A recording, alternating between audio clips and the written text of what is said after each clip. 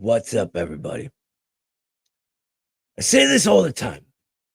We have less of a right wing in this country and more of an anti left. In the 2020s, that seems to have developed into this weird sort of giant mutant monster anti left.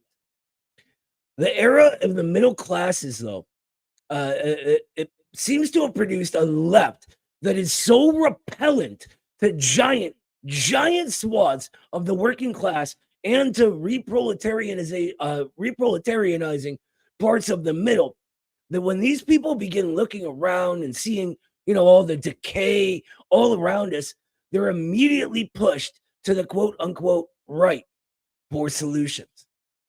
The thing calling itself a left gets so easily manipulated by the ruling class that it ends up with the exact same agenda as the ruling class, right? So can we even blame people when they want nothing to do with those they see it as aligning with those destroying this country and engaging in mass murder all over the world? I don't think we can. It was the responsibility of the last generation to create a place where all of these people will be welcomed, an institution that would take in those who could fight and win the support of those who couldn't. But what did they do instead? They whined and they cried and they established safe spaces, right, on college campuses, yelling and screaming and bitching and moaning. And those of us who were actually interested in fighting back against the ruling class brought this basket of deplorables, right? Or I can't talk tonight. Basket of deplorables into their safe spaces. It's these people who created the open space for insane anti-American scumbags like Nick Fuentes to gain momentum. They look around at this country, they see it crumbling, and because the thing presented to them as left is so repellent, irritating, self-righteous, smug, and wholly fucking ignorant, they abandon everything that even looks remotely left, and they leap to absurd conclusions and ridiculous fantasies about Jews controlling the world as if that would even matter. The leftists of the last period of history did this. They did this. And this is, without even getting into the direct infiltration they allowed, bourgeois propaganda, manipulation, that kind of thing. The ease with which these people are manipulated into complete impotence and self-immolation is mind-boggling to me. Absolutely mind-boggling. I mean, look at the last 40 years. Seriously, 40 years, right? Over that entire time, they have not taken a single solitary step forward in the class struggle. Not a single fucking step. They claim ownership somehow over what is revolutionary without having any idea what revolutionary even means beneath pithy slogans and absurd dogmas that really just hide woke liberalism underneath them.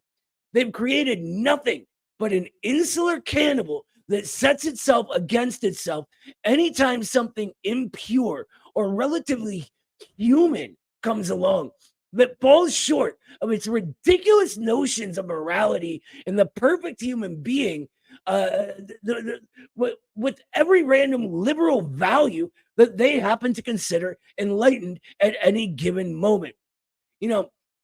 Lenin had to deal with such purity fetishists in his time too, right? And what did he say about him? Does anyone remember what he said? He said that we build socialism here and now with the human material already present, not with some fantastical human material we dream up in our own heads or from the future. Ain't no such thing as a time machine, right? And here's the part that really grinds my gears. Seriously, that just no end grinds my gears about all this. Rather than take a sober materialist analysis of where they're at, try to understand their flaws, what's gone wrong, and why they seem to have failed to win anything even remotely approaching mass appeal, rather than look soberly at these failures and, try to correct them, prove they're at least serious about what they say and actually maybe, I don't know, get something done, they simply go deeper into it. They double down on every single goddamn one of them. They chase the institutions of the ruling class around like lost little puppies or something, never even once thinking even a single inch beneath their emotionally reactive surface level of what things immediately appear to them as. Why do you think all of them make up nonsensical fantasies about the Communist Party? Why do you think they all have crazy conspiracies about what Jackson actually means by a thing that could not have been more obvious, right? It's absurd to me. They never even wonder where the preconceptions they've come to have come from, right? Not even once, not even once. And from there, they attack communists in increasingly desperate and sleazy ways. From there, they material align not only with the ruling class, right? And the divisions it sort of seeks to exacerbate in society rather than overcoming them. They align with neo-Nazis. They've gotten to this insane point where the pathological need that they have to be morally superior to everyone, to never bother learning anything about real Marxism or class struggle, and to substitute their little insular and exclusive subculture for class struggle, that they never even consider the material fact that they are aligning themselves with neo-Nazis. Let that sink in. That's how far they've gone. That's how far gone they are. They and the anti-American America First Nazis align not only on their policy positions, by the way, which is obviously to balkanize this country, they align against the only forces actually focused on the real class struggle as it exists in the USA, the American Communist Party. In this sort of super mutant form of smugnerance, I don't know what else you call it, right? They developed these, over the decades when there were no real communists to speak of, right? So to shine a light on these dark facts, they act that sends people into the arms of the people they claim to hate, right, is something absolutely unthinkable for them. Both aligning in material reality with the far right they hate so much and acting as the number one recruiting tool for them. Never, not even once, reflecting on those facts. I mean, seriously, how completely stupid can you be? I don't know what else to call it.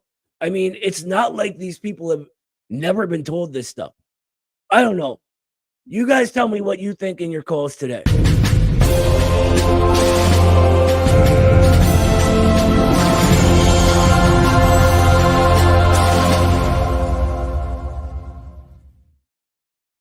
What's up, guys? You like my awesome new intro? Thank you so much to Brian, one of our production guys, for making that. He's a genius, and I have no idea how any of that stuff goes. I'm being told that the Discord link has expired. Daniel, could you grab a new one and put it in the chat for everybody, and I'll pin it? Thank you, chat, for letting us know that. Discord does this weird thing where it seems to have links expire right as I start my live show, which is very strange to me.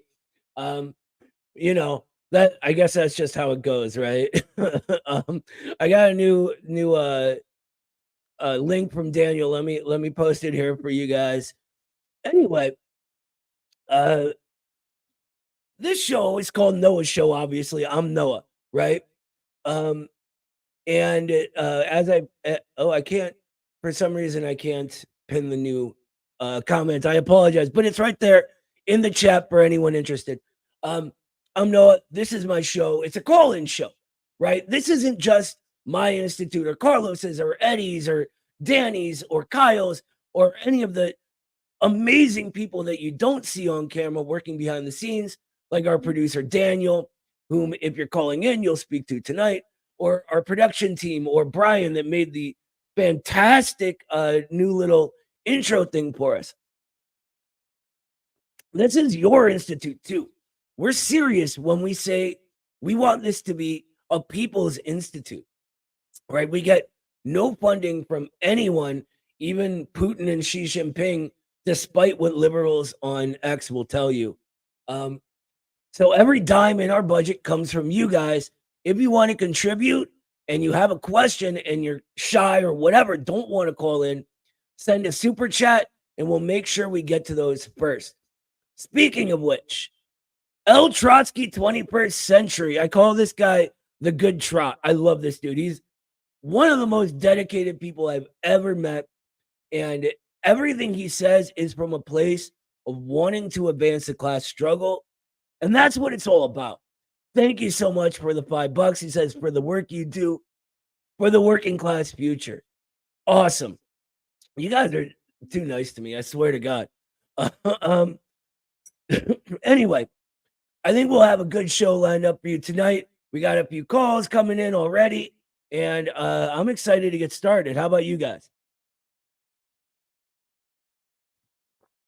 Someone's telling me we can set up the links to expire. I know nothing about Discord. That's all the magic of the production team. I'm like a kind of a theory nerd. So that's where my expertise comes in. I'll let the moderators know that that's a thing that we want to explore, though. So thank you in the chat.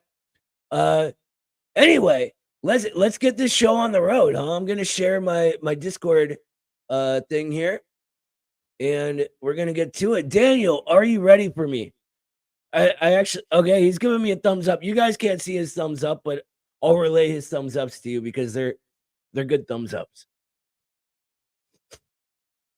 I don't know. They're normal thumbs ups. I don't know what I'm talking about. They're not any cooler than other ones. All right.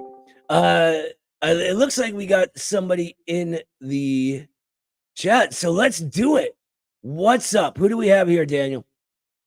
Hey, we got Joey Shantz, community member, ACP member, all around great guy. Wanted to chat a little bit about multipolarity. Excellent. I love it. Multipolarity is a big deal. And what's up, comrade? It's good to sort of get back in the habit of honestly thinking people deserve the word comrade again. How are you doing today, brother? I am fabulous. How are you, comrade? I'm good. Had a long day at work, but I'm here now with you guys, so I'm ready to move. There we go. Very good.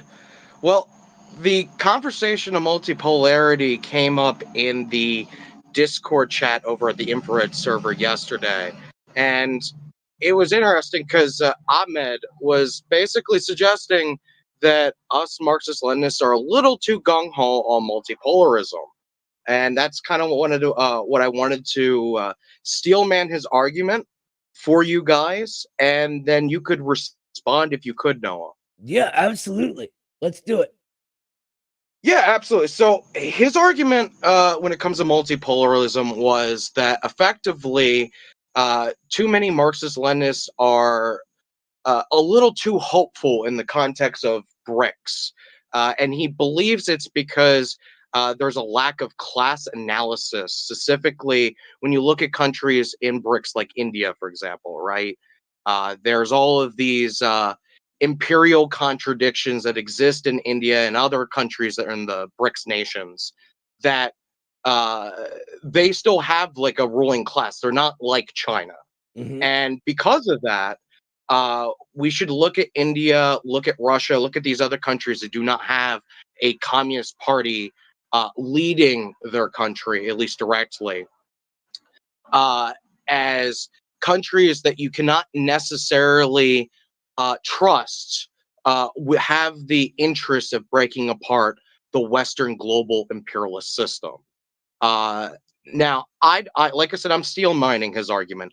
I don't know if I necessarily agree with him, but I do think that Ahmed is he's in the Workers' Party. He's a good comrade, and I think that we should take his critique seriously.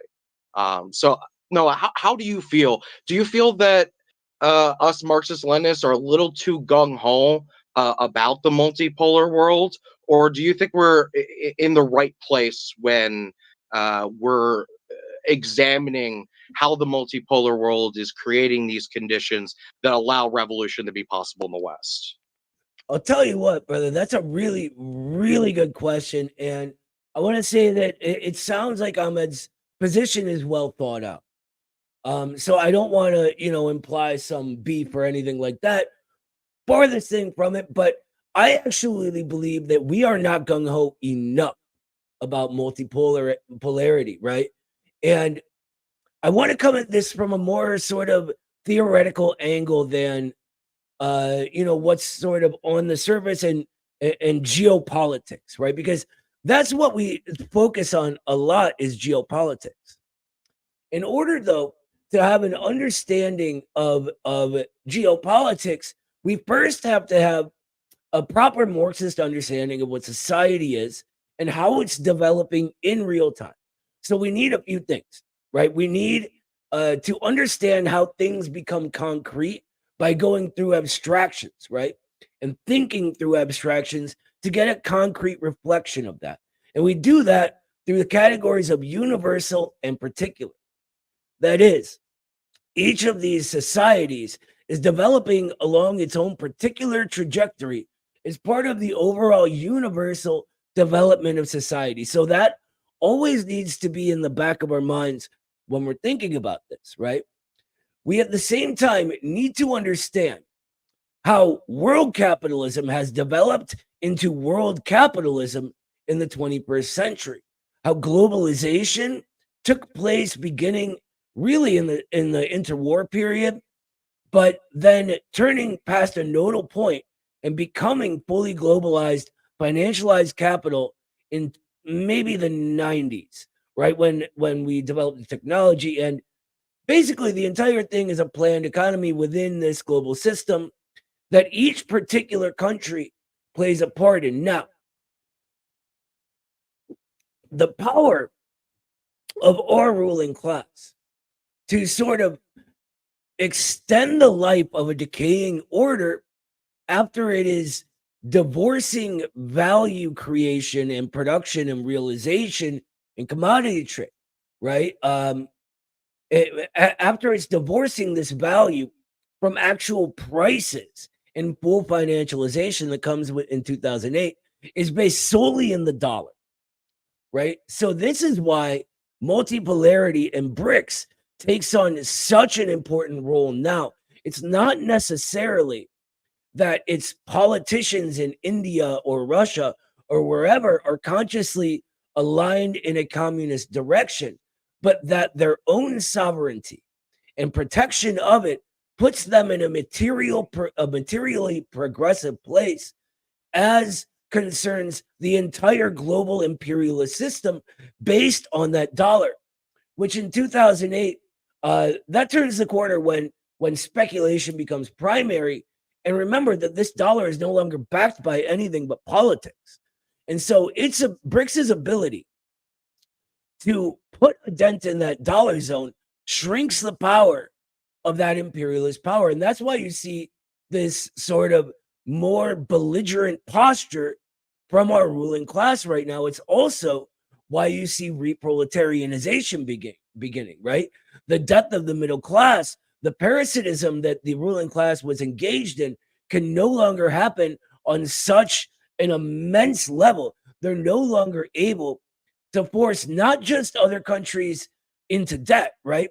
But to force them to loan in dollars, which expands the entire system and allows them to keep interest rates low.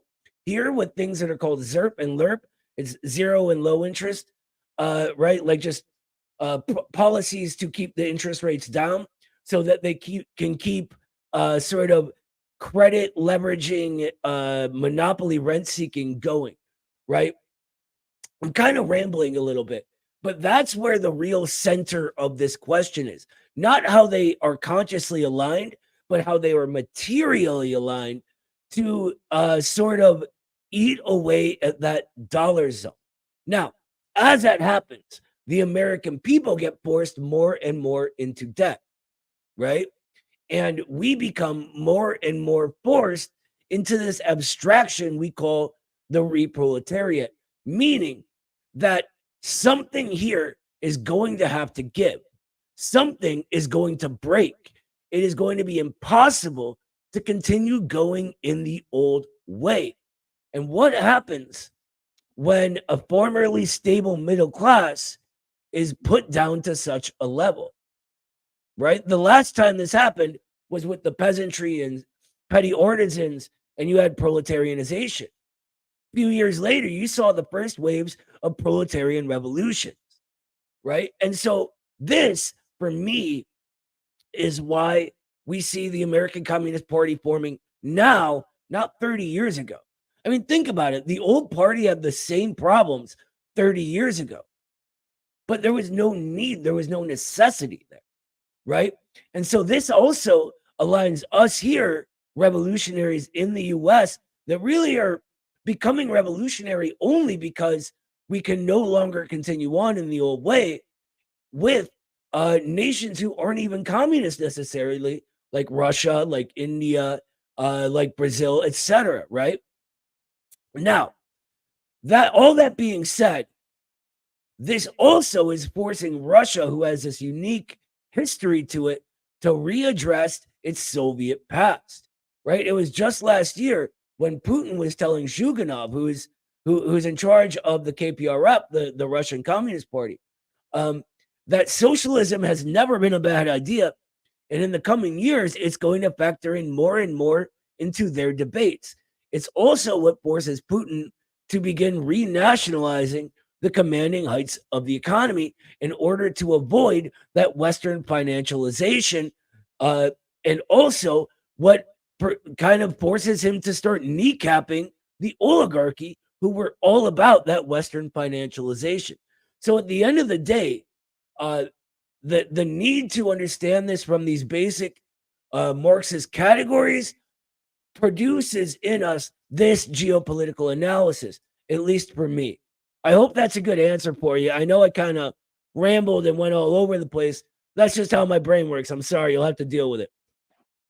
You're fine. I do have a follow-up because this is one of the things that Ahmed was also talking about in the context of multipolarity, specifically in the context of India. So his argument is that there is this section of the Indian ruling class that still wants to hook itself to Western economic systems, right? They are still trying to align themselves militarily within like this Asian NATO, basically, or whatever, and effectively he's addressing that a lot of these multipolar countries in general, not just India, maybe less so Russia and obviously China, but I mean, even when you look at South Africa or Brazil or multitudes of these other countries, that there's just still multiple sections of their ruling classes that are still interested in maintaining the status quo of working with the West economically. Do you think that that is a concern that could overthrow BRICS in a way that would actually not help the multipolar movement, if you will? Or do you think that he might be miscalculating in the regards of this? Well, look, I can't really speak much on India because I'm not super aware of it. But look at Argentina, right? Argentina had this sort of fake populist anarchist guy who immediately sold the entire country to the Federal Reserve. So it's not like he's without a cause for concern. There's always a cause for concern. In general, however, the ability to not have to sell out your entire country and people to the West in exchange for necessary immediate capital influxes or energy scams, that kind of thing, that's created now with the rise of China and Russia as being such powerful economies, mostly China, but also Russia to a lesser extent, has sort of declined the ability for compradors to maintain any sort of popularity. Now, I'm not saying it can't be the case or won't be. This is what the West is always trying to do. Remember, this is what all of the color revolutions and NGOs in these countries are about. So yes, it's a danger, but as multipolarity gains more strength, as we establish ourselves as a genuine political power here in the US, that danger will get less and less as time goes on, at least as I see it.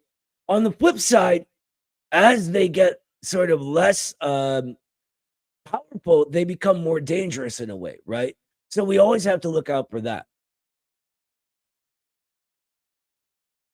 What do you think, Joey? Is that good? Yeah, Noah, thank you very much. I definitely agree with you.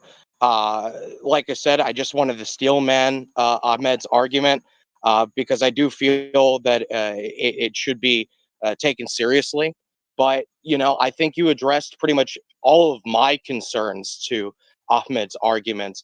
And for that being said, I wouldn't mind uh, the invitation being put to him if he still kind of disagrees with you to come on and chat about this, because I think this is an important conversation. Absolutely. And anyone is always welcome to come on. If it's the Ahmed I'm thinking of course he's welcome. I love that guy. But yeah, thank you so much for your call, brother. We'll keep moving along, but that was a great question. I'd be happy if that were the whole show. I could talk about multipolarity all night, basically. Before we get to the next one, though, we got a couple more super chats I want to get to. Long Guy 1990, thank you so much for the 5, brother. He says, no, for those worried about Haas's social views, direct them to Q Omin's March 19th RBN live show at 1 hour 29. He does a good job dispelling this concern. There you go. You can only take my word for it. I know the guy personally for so much. Hear him say it himself right there. The March 19th RBN live show at 1 hour 29 minutes. Thank you, Long Guy. And back from the road with a 20. Thank you so much, brother. That's amazing. You guys are crazy with this. Thank you. He says, any tips for evangelizing Marxism, Leninism at the job site? I'm a finished carpenter. Oh, dude, I'm also a finished carpenter. There you go. And work with a bunch of tradesmen. They're class conscious-ish, but hate the left, and as most have no union experience. Tips for approaching people. Yes, this is where I live, brother. Never, ever, ever put up walls between you. The trick is not in sort of evangelizing Marxism, Leninism to them, but explaining to them how what they already feel and want is basically communism anyway. That Marxism, and this sort of comes with your own knowledge of it and learning and education as you go on, right? Is a way to interpret reality developmentally, to understand how things happen the way they do and why, and then where we can intervene and sort of push things in what direction, right? It's a science of society of sorts, right? And a science of thought too, for that matter. But as far as hating the left, tell them they're right. I mean, my entire opening rant is why the left of the last period of history failed. You can even explain, the vast infiltration. We have a great interview with Gabriel Rockhill, who explains his research into this. He's done a lot of Freedom of Information Act stuff, and he's writing a book on it, actually. But he's got some great papers about Foucault and the CIA and French theory. Highly, highly recommend that. But he goes over the entire thing in our interview with him. So check that out while you're at work, right? I do that kind of stuff all the time. We'll listen to YouTube shows and podcasts, that kind of thing. There's this one guy, Kevin, that I work with that loves every live stream Eddie does for some reason. He really likes Eddie. He's always telling me to shut up, and he'd rather hear it from Eddie. But hey, whatever gets you there, right? The trick is to make sure you guys are always on the same team against the ruling class. Don't let the ruling class push the left-right dichotomies based on these abstract values and nonsense, right? Make sure the sides are material sides.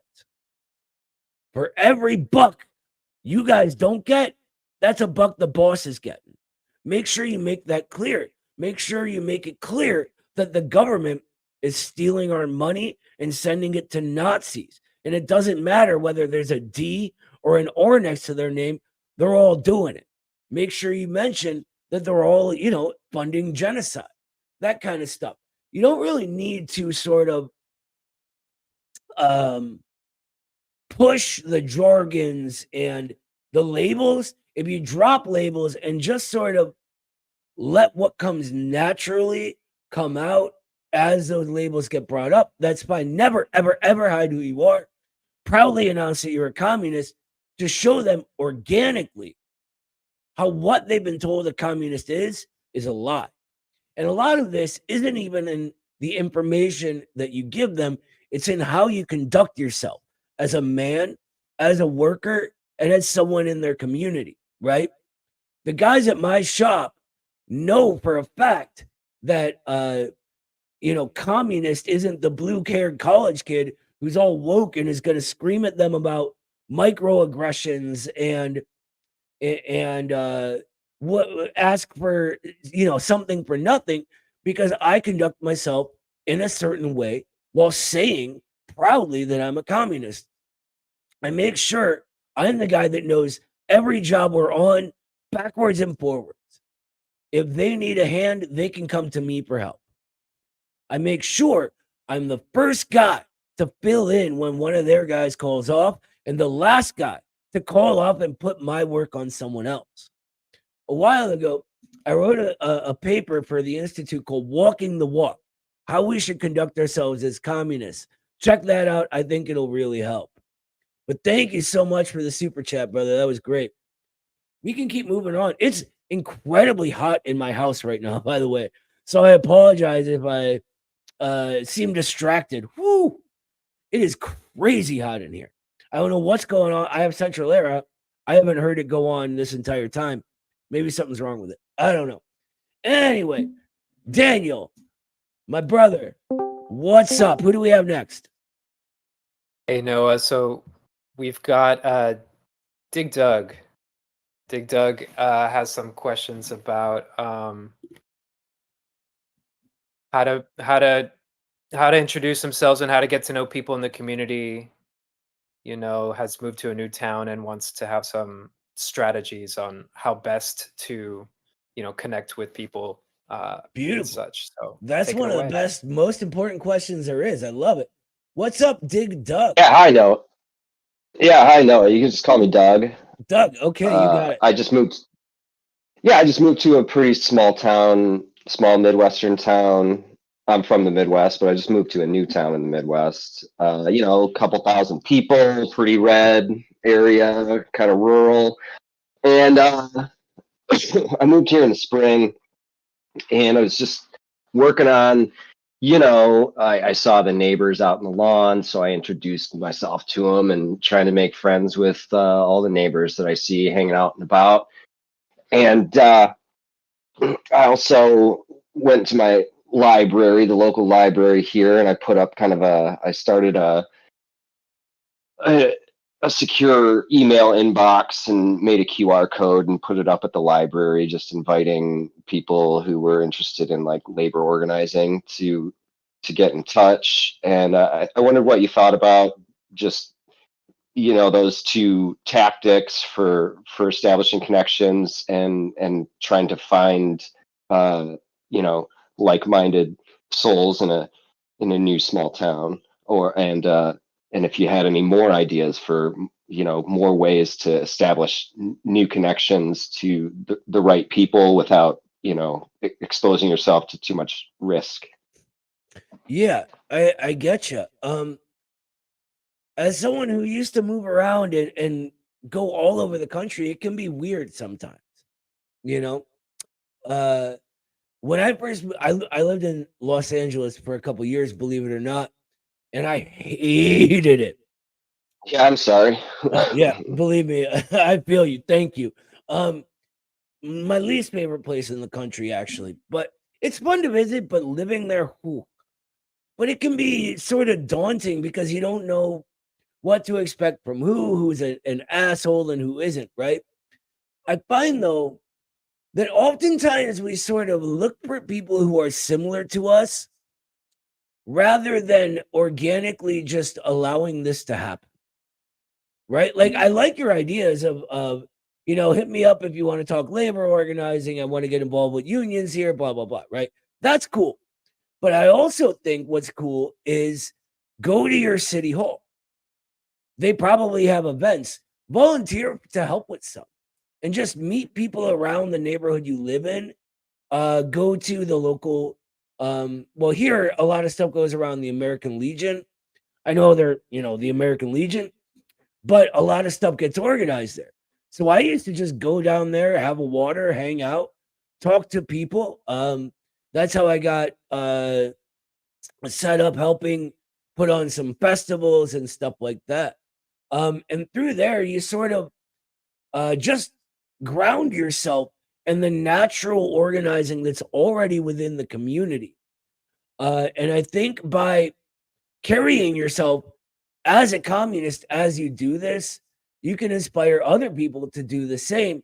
It doesn't need to be sort of blatant, right? Or in your face, like go, shoving portraits of Stalin at people. Just go, yo, I want to help make this place better. It's part of what I think is going to help this whole country advance, and get out of the rut we're in and just start talking to people naturally like that.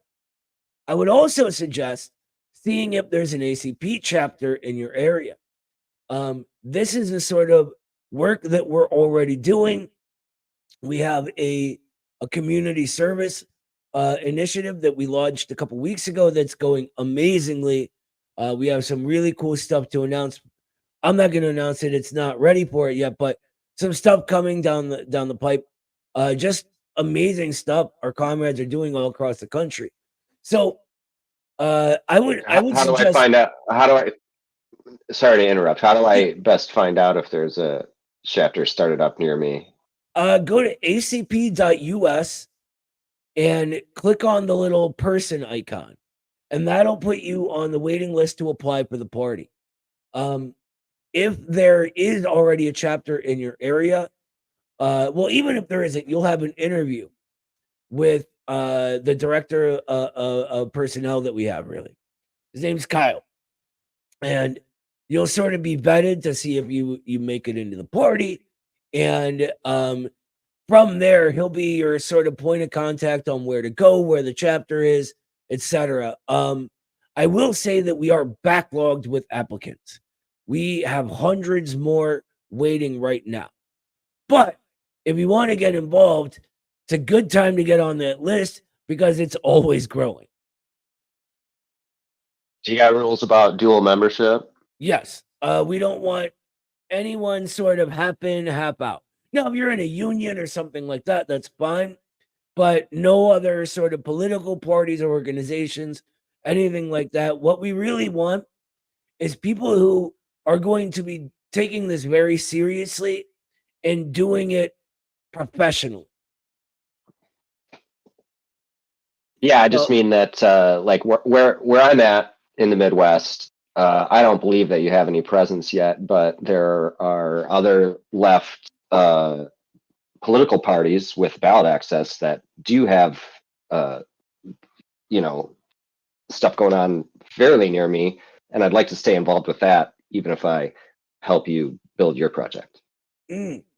Well, if it's a political party, I'm afraid you're not going to make it into the Communist Party, brother.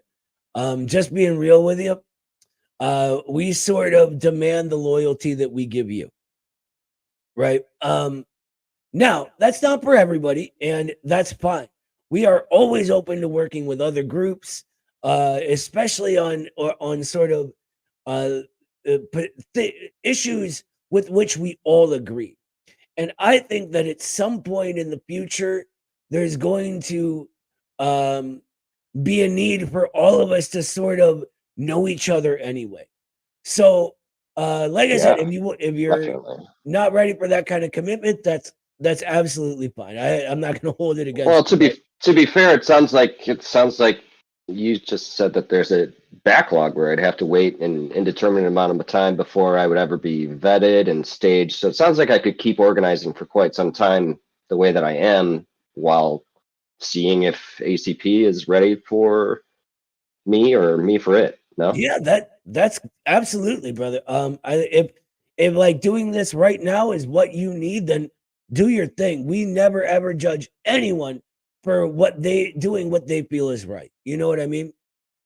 We're Yeah, not word. going to be like, oh, we hate you. You're in some other. No, none of that from us. Yeah, good. All right. Well, yeah, unless you got any other really cool ideas to meet people in the community and get going on organizing, that was pretty good though, and I will I'm say, glad to finally get a chance to talk to you. well, thank you for calling in. The one other thing, and this isn't everyone, but if you have kids getting involved with stuff like the PTA and their sports, Yeah, half the people I know are from my son's track team and soccer teams and stuff like that. So you will oftentimes find that being a parent is really something that motivates people to make their community better for their kids.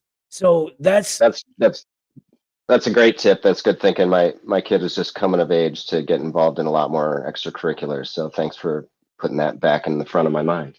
perfect. Well, I wish you and your kid all the best, brother. Thank you so much for the call. That was Hey, great. you too, Noah. Thanks. I love having a wholesome call every now and again. What I'm Yeah. surprised about though is that we haven't had any any trolls yet. We haven't had any, debate lords. It's so weird to me that, all day long I get these people like, Noah, don't you know how stupid Marxism is? You're such an idiot. And I'm like, look, I got a call-in show. Come tell me how big of an idiot I am. I guarantee you. Well, I don't guarantee them. I say, here's the thing though. Every single person who's actually had to try to prove they knew what it was has failed in that attempt. They haven't understood what Marxism was, nothing of the sort. So come be the first, right? But they don't Yeah. do it. All All right, thanks so right. much for Well, your call, Doug.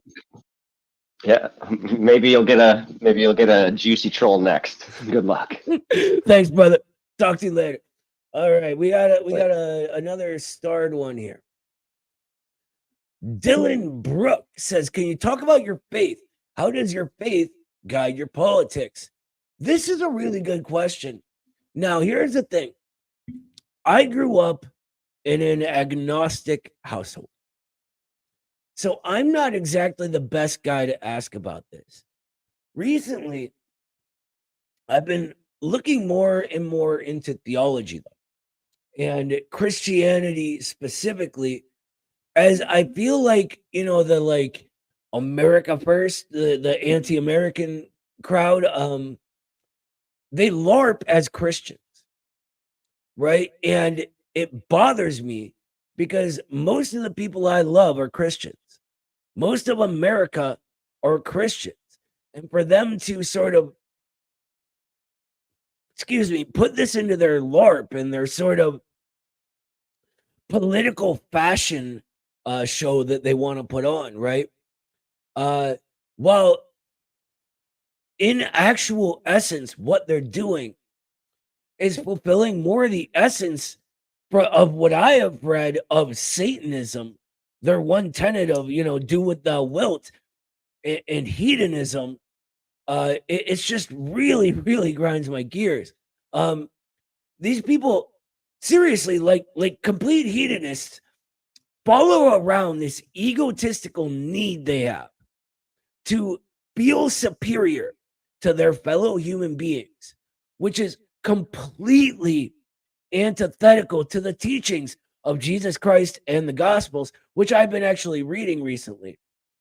And that they actually think they're Christians while going against the entire spirit of Christianity, which is based on love and forgiveness, right? And we don't even have to get into it.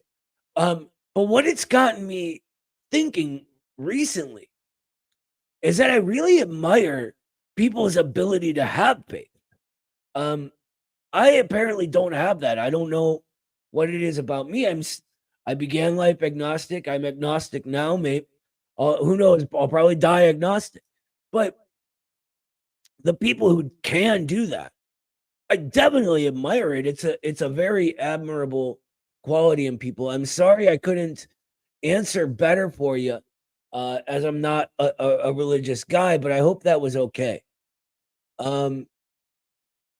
Yeah, I know there's sort of a rocky history between communism and religion, but I think it's less religion as such and more the perversion of the actual teachings of the religion by ruling classes, right? So think about when the Bolsheviks take power, right? What was the Orthodox Church doing at that point in time?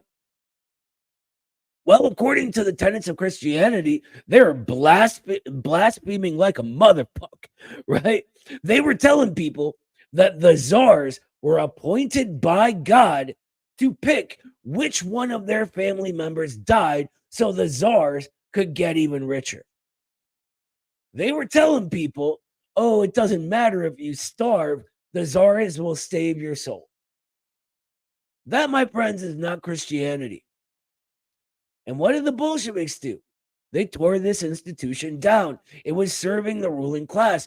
And churches, by and large, in eras such as that, served those ruling classes. But what happens a few years later during the Stalin administration? The Orthodox Church is rebuilt. So were the Bolsheviks anti-Christian like these wackadoos like Candace Owens say? No, of course not. It's wild the nonsense they get away with. Me and Eddie were just on RB or one of the RBN shows. We were talking to Savvy Savs and JB, and we were going over this performance that she did on the Jimmy Dore show,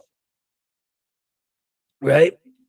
And in it, in the beginning, and this I didn't even catch this when we were live.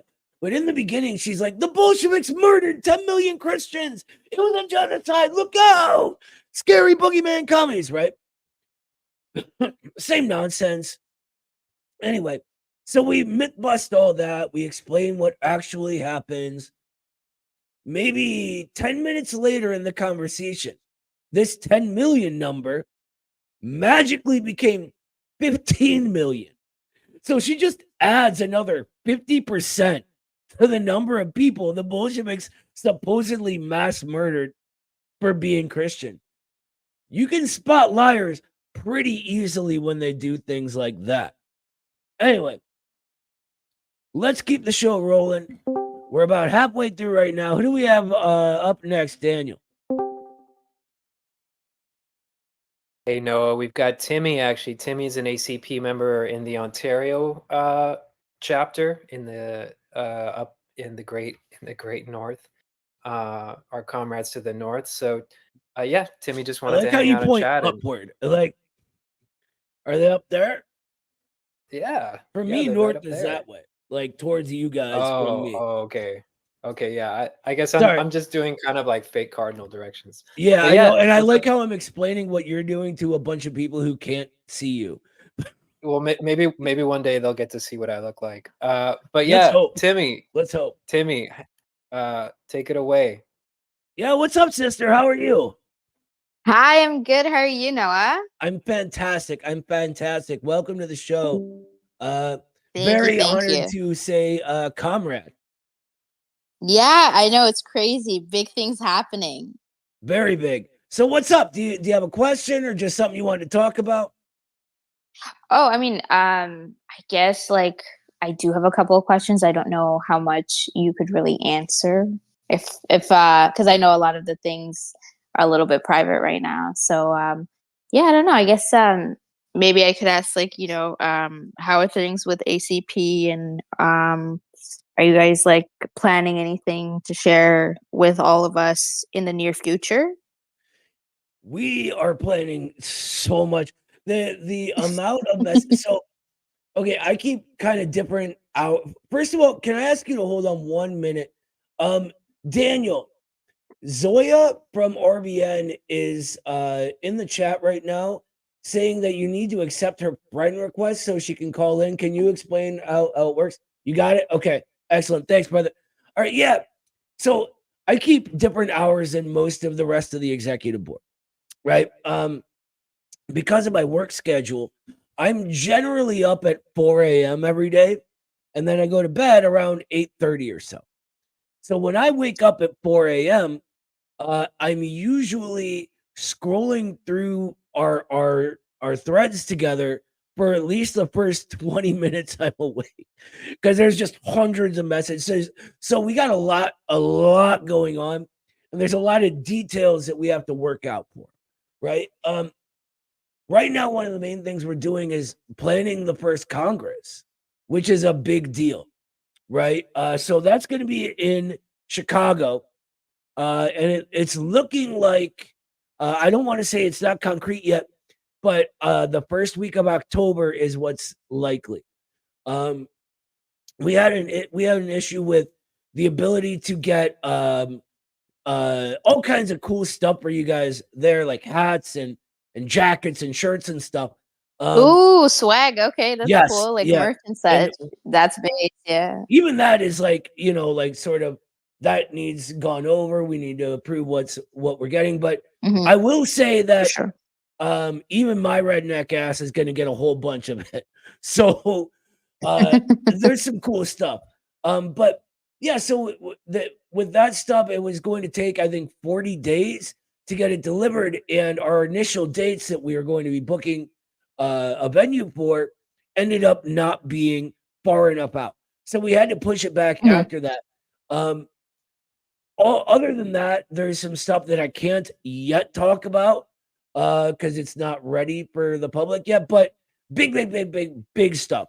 Of course. There's I love also, surprises. yeah, So it's all we're good. working on the manifesto, or mostly Haas is working Of on that. course. It's where he's at right now. What else? Exciting Oh, stuff. yeah. I'm working on a paper so Carlos is in charge of our education department, right? Which he's the perfect person to do it. He's the Yeah, best he's teacher gonna in the world. be I think Chris Halali's gonna be in Chicago end of August, right? And then I guess Yeah, Carlos is doing a lot of stuff as well. Chris will be there and Haas will be there at the Revolution Report thing.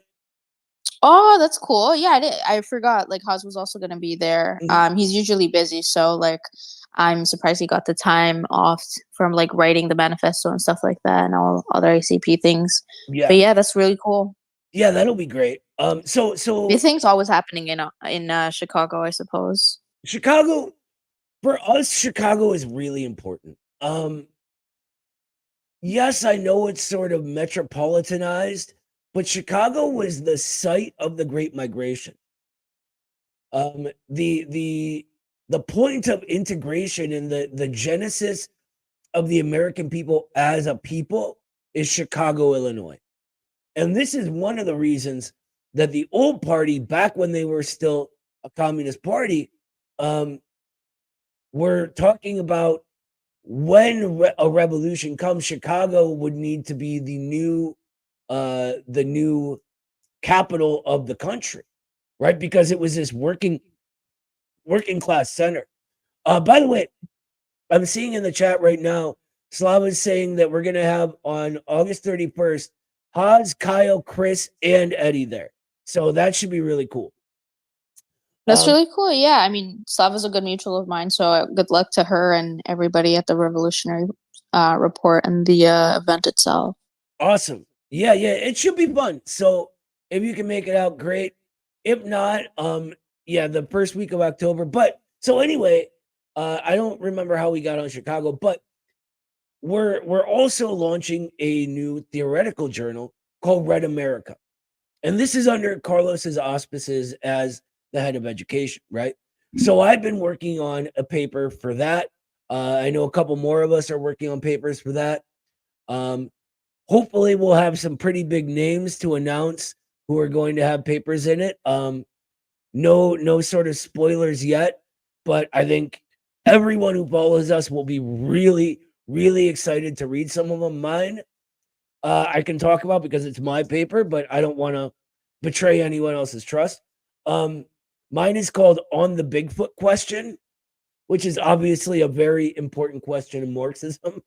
But it's about asking the question of whether a mythical Bigfoot is real, being proof that only dialectical logic can help us understand what is human and what is not, and therefore what is socially necessary and what is not. But yeah, there's stuff like that going on all the time. Always big things, always things happening. Absolutely, yes. And it's an exciting time, you know? Yeah, I think I think it's kind of showing out with the ACP kind of happening with like from, the big heads to like every single little people in infrared or ACP doing really good and amazing things. Like I actually met a couple of my comrades with the garbage pickup for the first time, and that was really cool. Over the weekend, I met up with a new member that just joined in, and I also met up with an ACP New York member in the from the Buffalo branch. He was in the GTA, so I got to do some cool talks with them and just like making networks and connections. Yeah, and we'll be seeing everybody in Chicago pretty soon, so it's really cool to like kind of just have that kind of network with ACP and such. Absolutely. I am so unbelievably impressed with everyone in the community service initiative. I really am. There is some amazing stuff going on. I don't want to announce anything that's not ready to be put out there yet, but all of the trash pickup, like, have you seen how much hazardous waste is just left in parks and in Yes. waterways? It's absolutely disgusting. Back in the 70s in Cleveland, our main river got so polluted that it caught on fire. A river Wow. caught on fire. Wow. And that's what it looks like. Like, I've seen the pictures, because of course, because that happened, everything, like Clevelanders were like so scummy that we take pride in shit like that, right? Like, so everything in Wow. Cleveland is branded Burning River this, Burning River that, right? And so you see pictures of this all over. But the pictures, Yeah, I guess there's a dire need in there a lot really of these is. areas. You're right. Like the pictures that you see of the Cuyahoga River back then look really similar to what we're cleaning up nowadays. So like it just like fills me with so much pride just to be connected to these people. It's amazing. And I can't wait to get more done, you know? Apparently, for the BC chapter, this was actually shared to me by someone who runs the Jimmy Dore server on Discord. Someone saw the BC chapter in real life and was like, well, what's going on there? And they said, well, it's the Communist Party doing trash cleanups and pickups. And they're like, oh, well, this is great. So, you're getting real life praise, not just online, obviously. And that's really cool to see because people are taking notice of the hard work that we're doing. And it's beautiful to see because there's been such a dire need in many metropolitan areas and such, and maybe even like small cities and neighborhoods and towns. And now like we're getting to do great work and become a part of a community and a society. Absolutely, sister. And this is what's key to this, right? That all of the leftist groups from the last period of history, they formed these sort of abstract communities out of nothing on their own, right? That sort of would come from outside and then demand that the neighborhoods and communities they went into listen to them, vote for them, or do whatever, right? This is trying to make a full abstraction into something real. It's never going to work. And so what we're doing is rooting ourselves in the already existing communities that have real needs.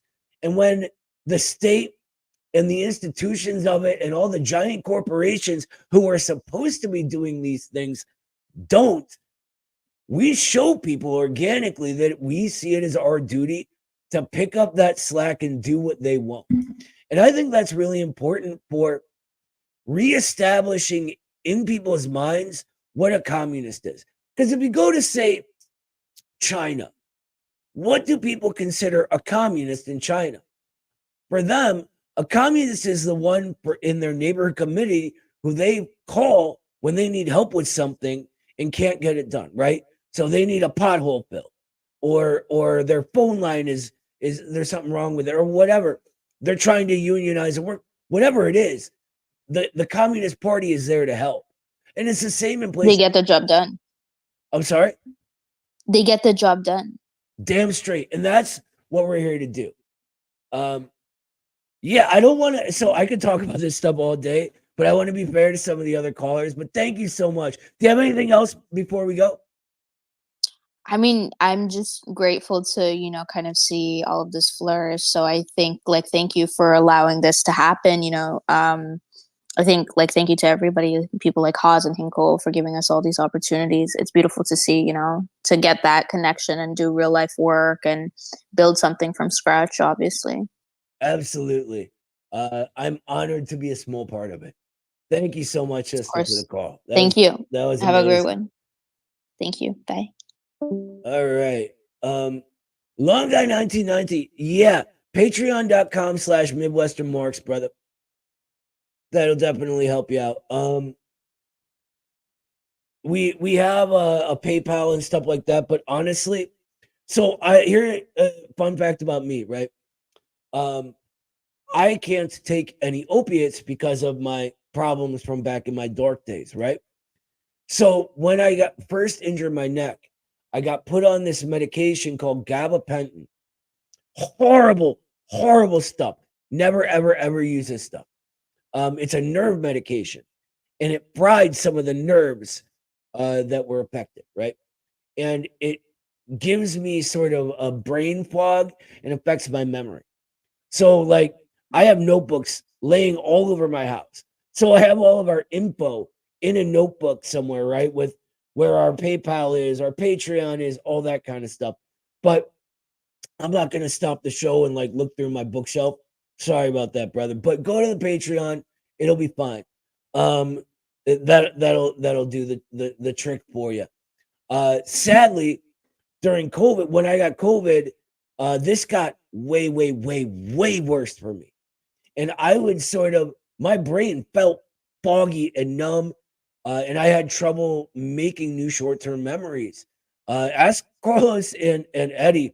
I was constantly, I'm not going to look weak in front of my wife, so I'm complaining to them about how scared I was, right? But yeah, it was scary. I'm doing all right now, though. And someone in the chat, General Millie, said, acupuncture. Oh, right here it is. Acupuncture, brother. And absolutely, I go to acupuncture every weekend now. It's this awesome, awesome old Chinese lady. And every time I go in there, she treats me like family now. The first time I went in there, it was great. I was wearing my Midwestern Marx hoodie, right? And she goes, "Oh, Marx, like Karl Marx. They love him in my country." I'm like, I know, right? We're trying to make people in our country love him too. But acupuncture absolutely it's the only, after the second time I injured my neck, it's the only time all week where I can actually genuinely relax. Now, I know that seems like it's not a big deal sitting here like I'm never relaxed, I can't get comfortable. But think about 24/7 being aware of the fact that you cannot relax. So I look forward to that once a week, every day. And acupuncture saves my life. I love it. I love it. I love it. There's a reason Western medicine looks at sort of traditional, especially Eastern medicine, as like, believing in magic and other nonsense because it loses them money, because it works. I am here to tell you this acupuncture is amazing. Anyway, you guys don't want to hear about me, believe me. Me and my injuries from work, and all of my nonsense I got going on. Who do we have up next? Daniel. Hey, Noah, we've got repeat caller Nyarlathotep. Oh, awesome. Yeah, who's always got the great jokes and puns. And this week they wanted to chat a little bit about the history of the Midwestern sewer socialists. I thought that was awesome. Let's do it. So I've already nicknamed him Dad Joke. So that's what we're gonna call him anytime he yeah, so much easier to pronounce than Nyarlathotep. Yeah, and I'm not even gonna try this time.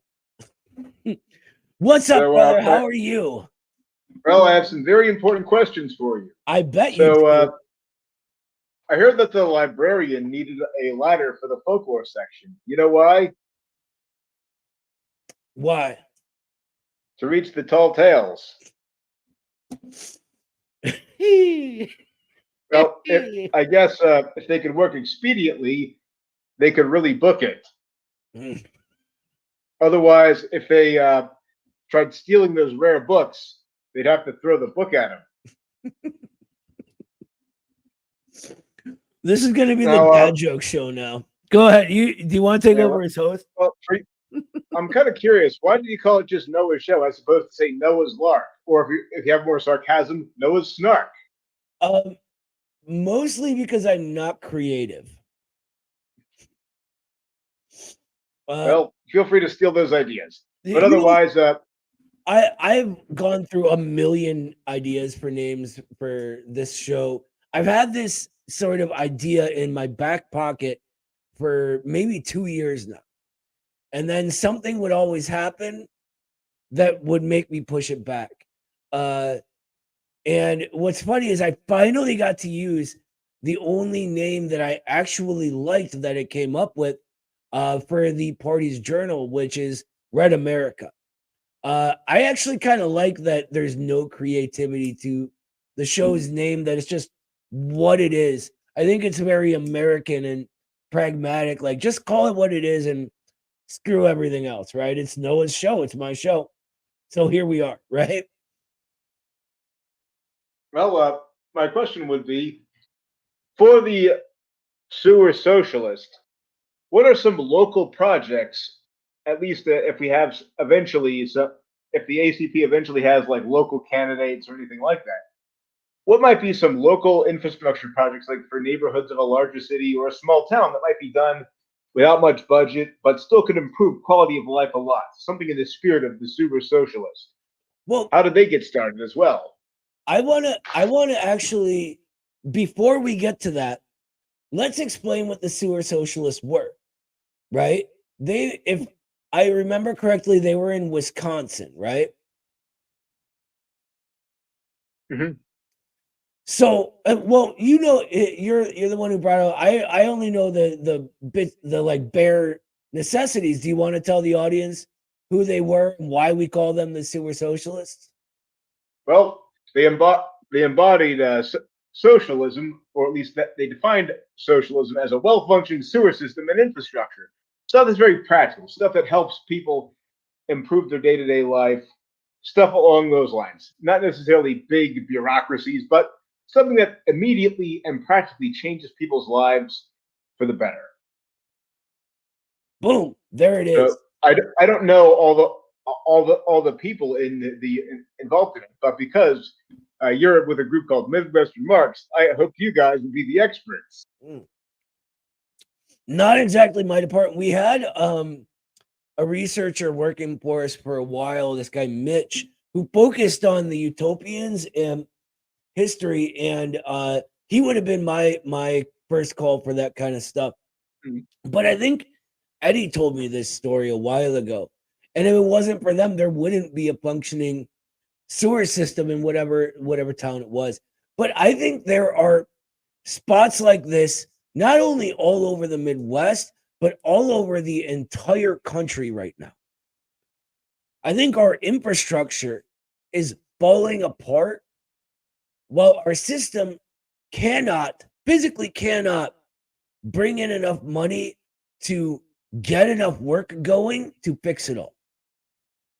And so I think this necessitates a change on a large scale to one in which we are no longer sort of. So I want to take a step back and say that the form that accumulation takes in our era has changed, right? Whereas use value used to be a certain moment in the concretization of value, it's now a different moment.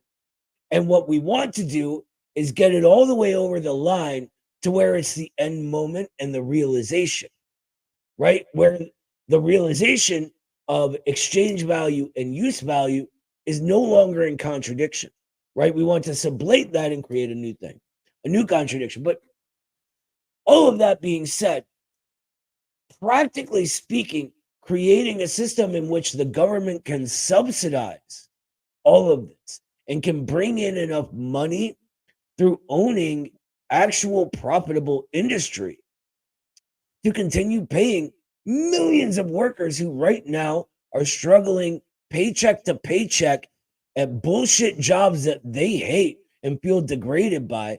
I mean, don't nobody want to have a career at Wendy's, right?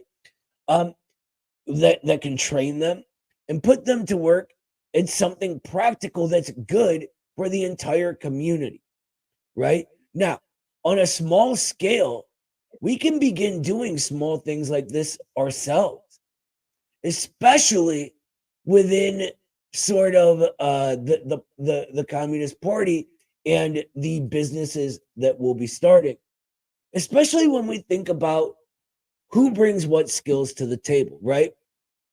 Now, in Cleveland, and this is not, vital infrastructure or sewers or anything, but it's just as important to a healthy social reality as all this stuff.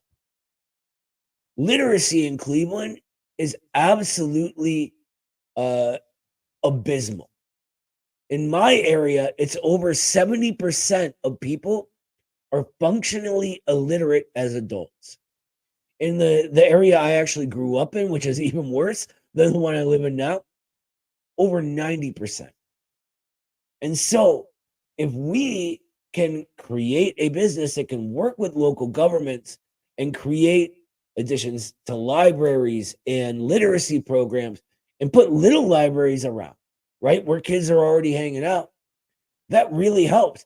If we can get school supplies to kids who don't usually get them, right, because the school is underfunded and can't afford them, they live in poor areas, whatever it is, that's another thing. And so without having to go into getting proper certifications for larger infrastructure or contracts with cities or whatever it is, there are little things we could do right now that can make an impact on the other side of social reality, on the sort of immediately apparent rather than essential nature of it, if that makes sense. It does, because I guess jumping too fast into sewer socialism might be a pipe dream. Otherwise, I guess it could be just draining. Ooh, yeah, that was a shitty question. I'm not gonna lie. Well, hopefully we can take the crap out with the next one. I know this might be more moving to a different state, but how about the history of some of the labor wars? Something that sadly gets omitted from this country. Like, what about someone like Bill Blizzard and the Battle of Blair Mountain, which happens just a few hundred miles from Ohio? What about the kind of the conditions that led to that, or some of the incidents in this period that you think are very interesting, just from a historical point of You know, the Battle of Blair Mountain is really, really interesting to read about. There's I feel like that's one a lot of people know, though, right? Legendary miners battle. People got hurt big time in that, right? But there's some, I think, that aren't as well known, that have cool stories attached, that won't get us demonetized talking about the violence, right? So I got to be careful because of YouTube. It's meh. Yeah. But there's one called the Battle of Bulls Run, right? I forget. I want to say it was not a stamping place, but like a bearing making factory. I could be wrong, but as the cops came in, they all had been creating these nuts and bolts, right, for the bearings that they were using, and began throwing them, right, like just whipping them at the cops as they came into the building to try to break up the strike, and they started running away. That's where the name Battle of Bulls Run came from, because the bulls, the cops, ran away. So I thought that was an interestingly named one. There's Well, if they were using ball bearings, I'm sure they would have had a real ball.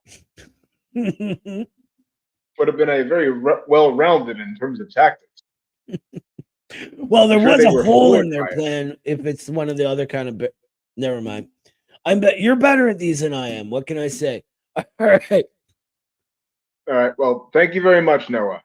Thank you, brother. Always a pleasure when you call in. You're by far my favorite caller. I don't think it's even close. Love you, brother. Have a good one. All right, let's keep it rolling. We don't have too much time left. About 25 minutes. So let's move right along. Who do we have next, Daniel? We've got our good friend Leon Trotsky. Leon Trotsky in the Never. 21st No, that's century. not how we're gonna say that. That's gonna get clipped, isn't it? Yeah, I'm sure it is. All right. All right. Well. Mr. Trotsky. We'll call him why LT. Don't you, How about that? why don't we call him LT? LT. Why don't you say hi and I'm trying to remember what you wanted to chat with Noah about, but I remember it was super awesome question that you had. You can just call me comrade, gentlemen. Sounds good. Comrade it is. So What's up, and here's the thank thing. you. Before you get started, Yeah, go ahead. I will proudly call this man a comrade. I have met complete animals who call themselves Marxist-Leninists. This guy comes out of Trotskyism. Every single interaction with him that I've had, he's always had his eye on the prize, socialism. He's never been anything but dedicated and friendly and a real stand-up dude. So, like I said, like this guy is not your average trot as we know them. But yeah, anyway, I shouldn't have to qualify that.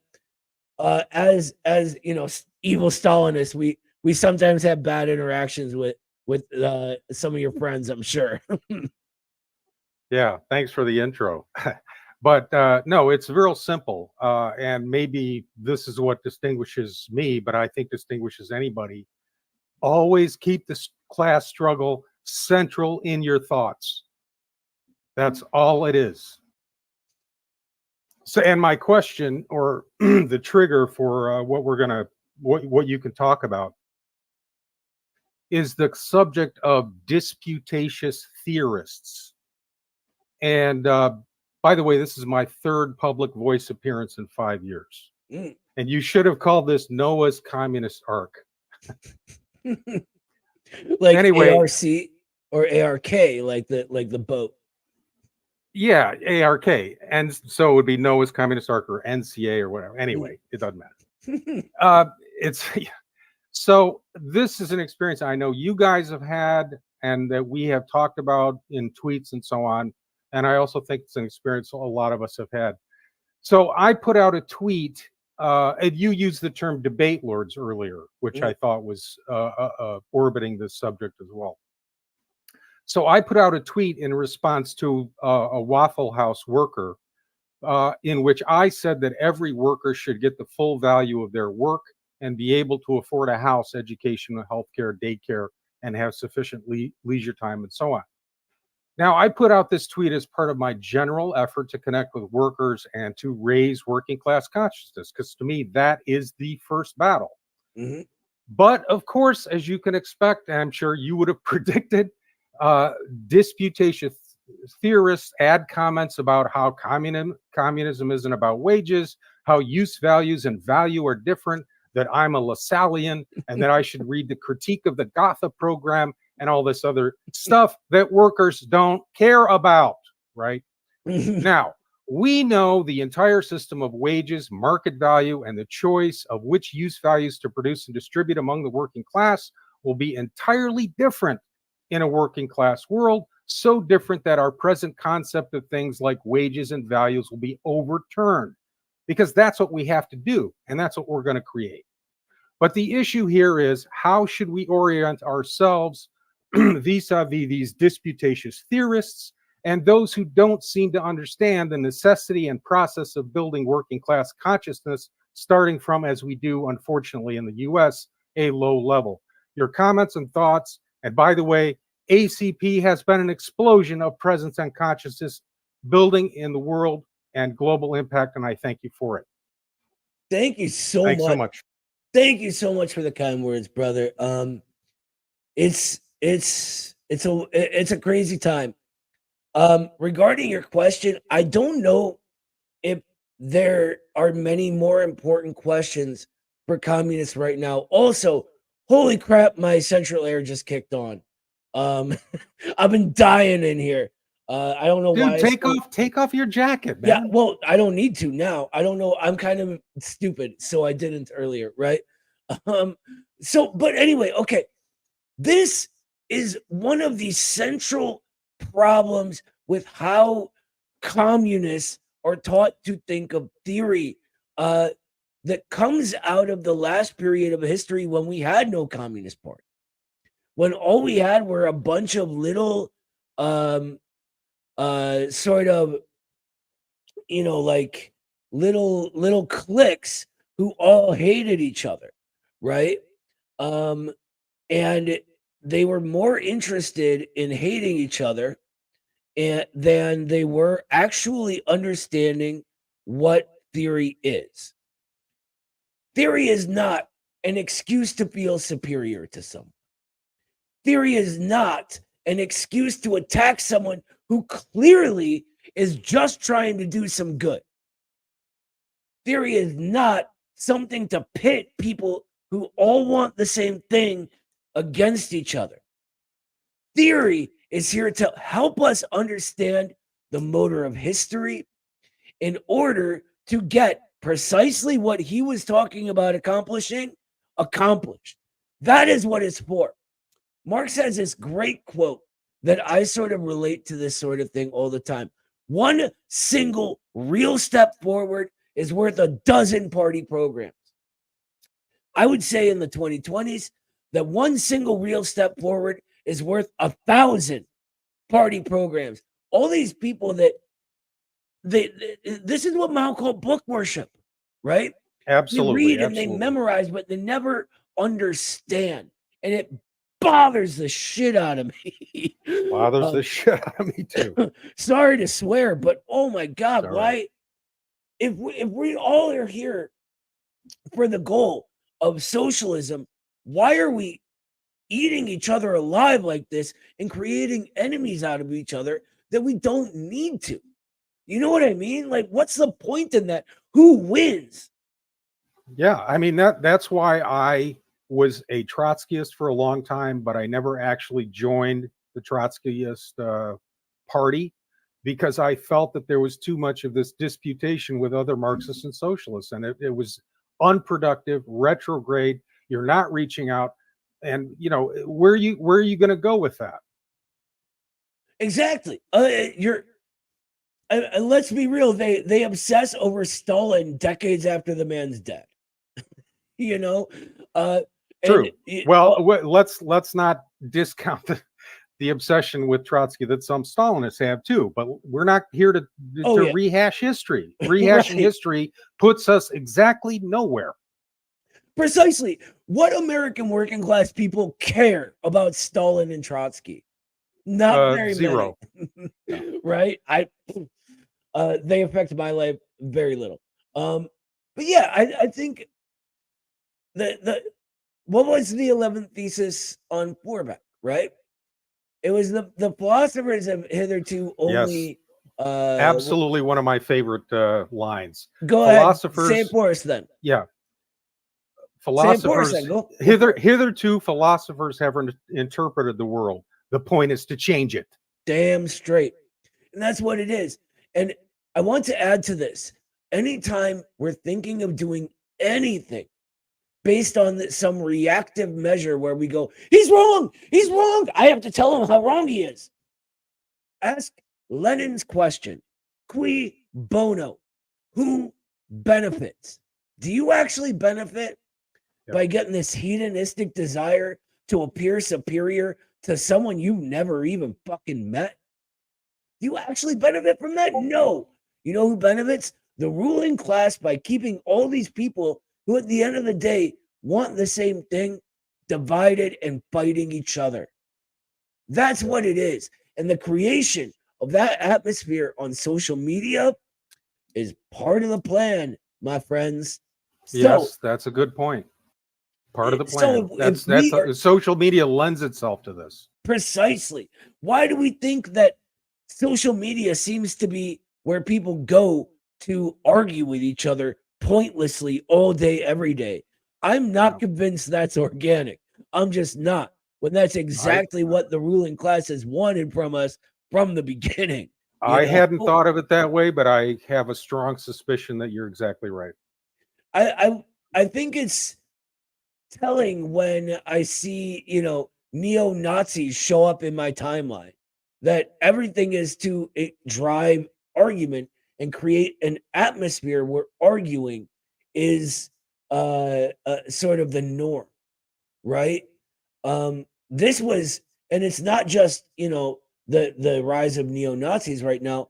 That was how the left of the entire last period of history functioned. So if we want to be serious, then overcoming that atmosphere is absolutely necessary.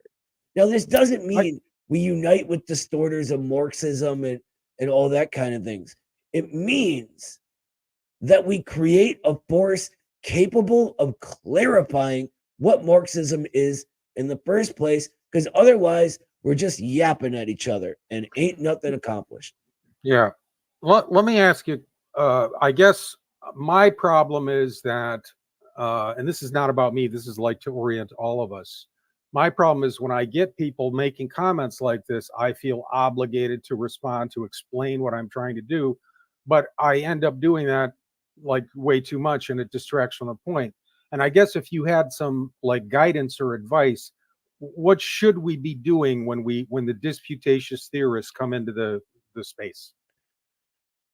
I've asked myself this question. This is so full disclosure, we're getting short on time and I have a few more calls to get to, but this is such an important question that we have to answer. I've been thinking about this question a very, very long time because I really, really think that social media especially is misunderstood by most people who want to be Marxist because they look at it only on the surface. They look at it metaphysically, honestly. They don't see the deeper reality that it exists as and how there's interconnecting phenomena within it. Now, I've gone back and forth on how I handle this.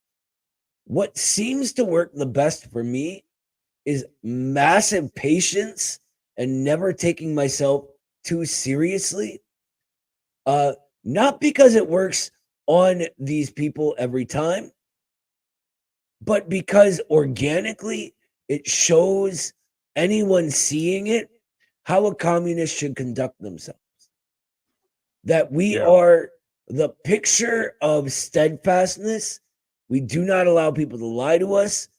We point out the truth. When we're wrong, we admit we're wrong and we don't take ourselves too seriously.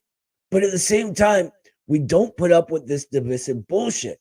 When it happens, we point at it. We say, why are you doing this?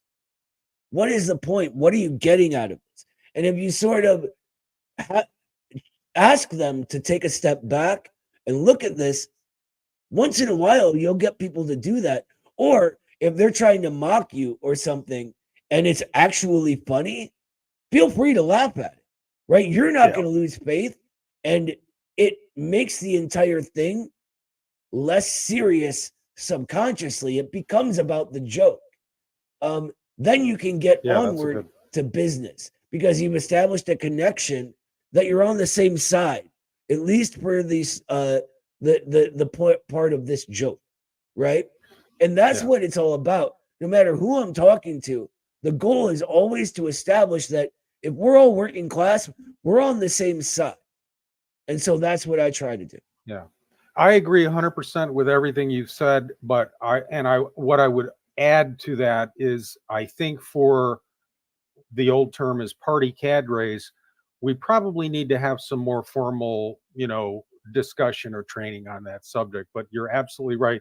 And my shorthand rule is going to be just be a mensch, which is like a Hebrew / Jewish word, but you know what I mean. Oh, yeah. Anyway, thank you so much, comrade. And I'll step out now. Thanks so much. Thank you so much, comrade. It's a pleasure speaking with you. All right. We're running short on time, everybody. So let's move it along. Who do we have next, Daniel?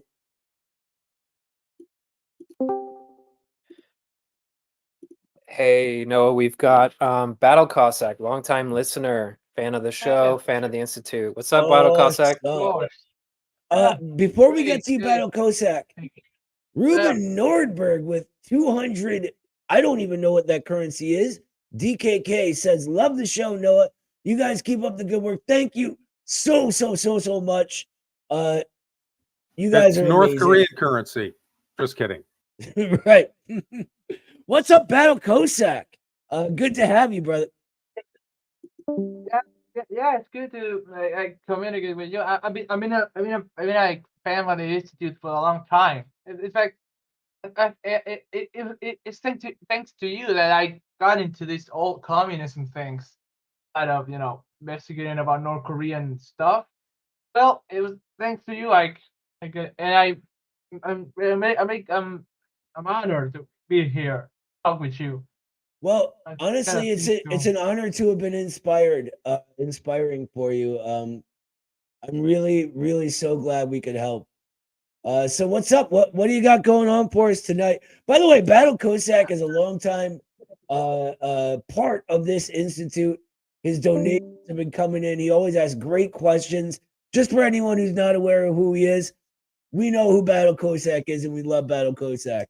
So yeah, what do you got for us tonight, brother? Well, when I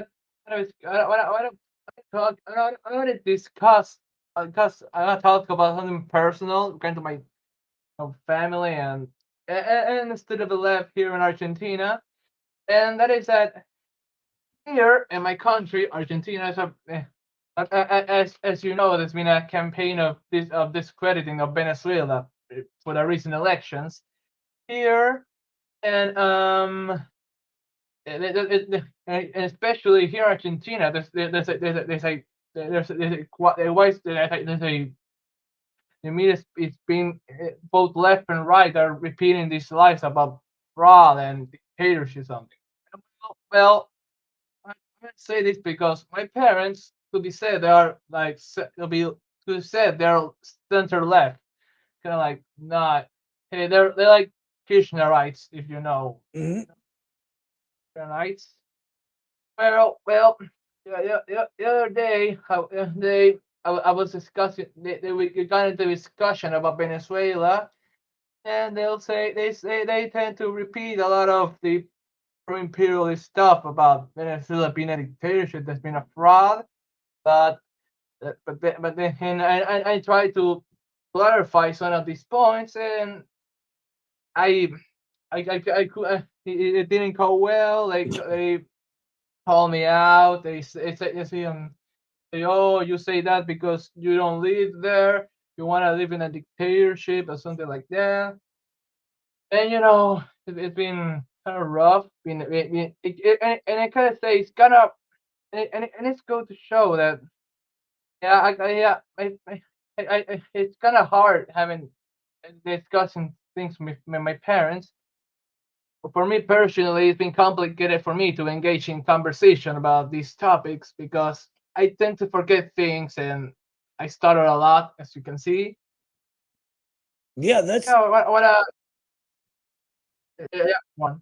no. Go ahead, brother. If you have more, go ahead. Okay, yeah. Yeah. I don't have a grudge with against them. I understand them. They tend to consume all of these like left leaning media like Mhm. C5N, C5N, and the Destape. They tend to take good position, but most of the time, regarding to geopolitics, they tend to into sourcing a lot of pro-imperialist voices. Mhm. And yeah, Yeah, um, I think I understand your problem. One of the hardest things there will ever be in the world is being right when your parents are wrong. Um, it's sort of ingrained within a parent to be the one to teach their children the way things work. Now, when the parent is unfortunately a victim of mainstream media and these sort of things, it can be difficult, right? I kind of lucked out with this one, not gonna lie. But I think one of the ways that could help is sort of getting them. Now, here's something I want to make very clear. Telling them they're wrong is never going to work. Never, ever, ever, ever, ever. Subconsciously, they're just not going to accept this. You need to create the conditions for them to understand this on their own, that maybe they didn't know what they thought they knew. Maybe they're making assumptions. And you can do this by, learning something new and then telling them about it. So you had a discussion about Venezuela. You probably never read the Venezuelan Constitution, have you? Read it and then tell them well, about it. Be like, you know what? I wanted to see what you guys were talking about, so I read the Venezuelan Constitution. Can you believe how, like, look at this, it's democratic. I talked to my friends at Western Marks, and they were election observers there. They said that everything was on the level. They were there, they were in person.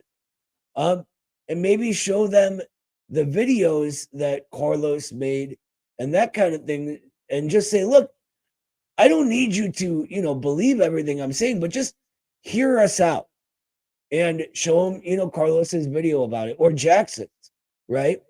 And that may go a long way.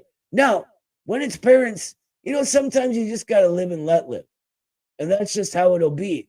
And understand that the bond of family is stronger than these things, right? That sometimes we got to let them be wrong, even if we love them and think the things they say are crazy, right?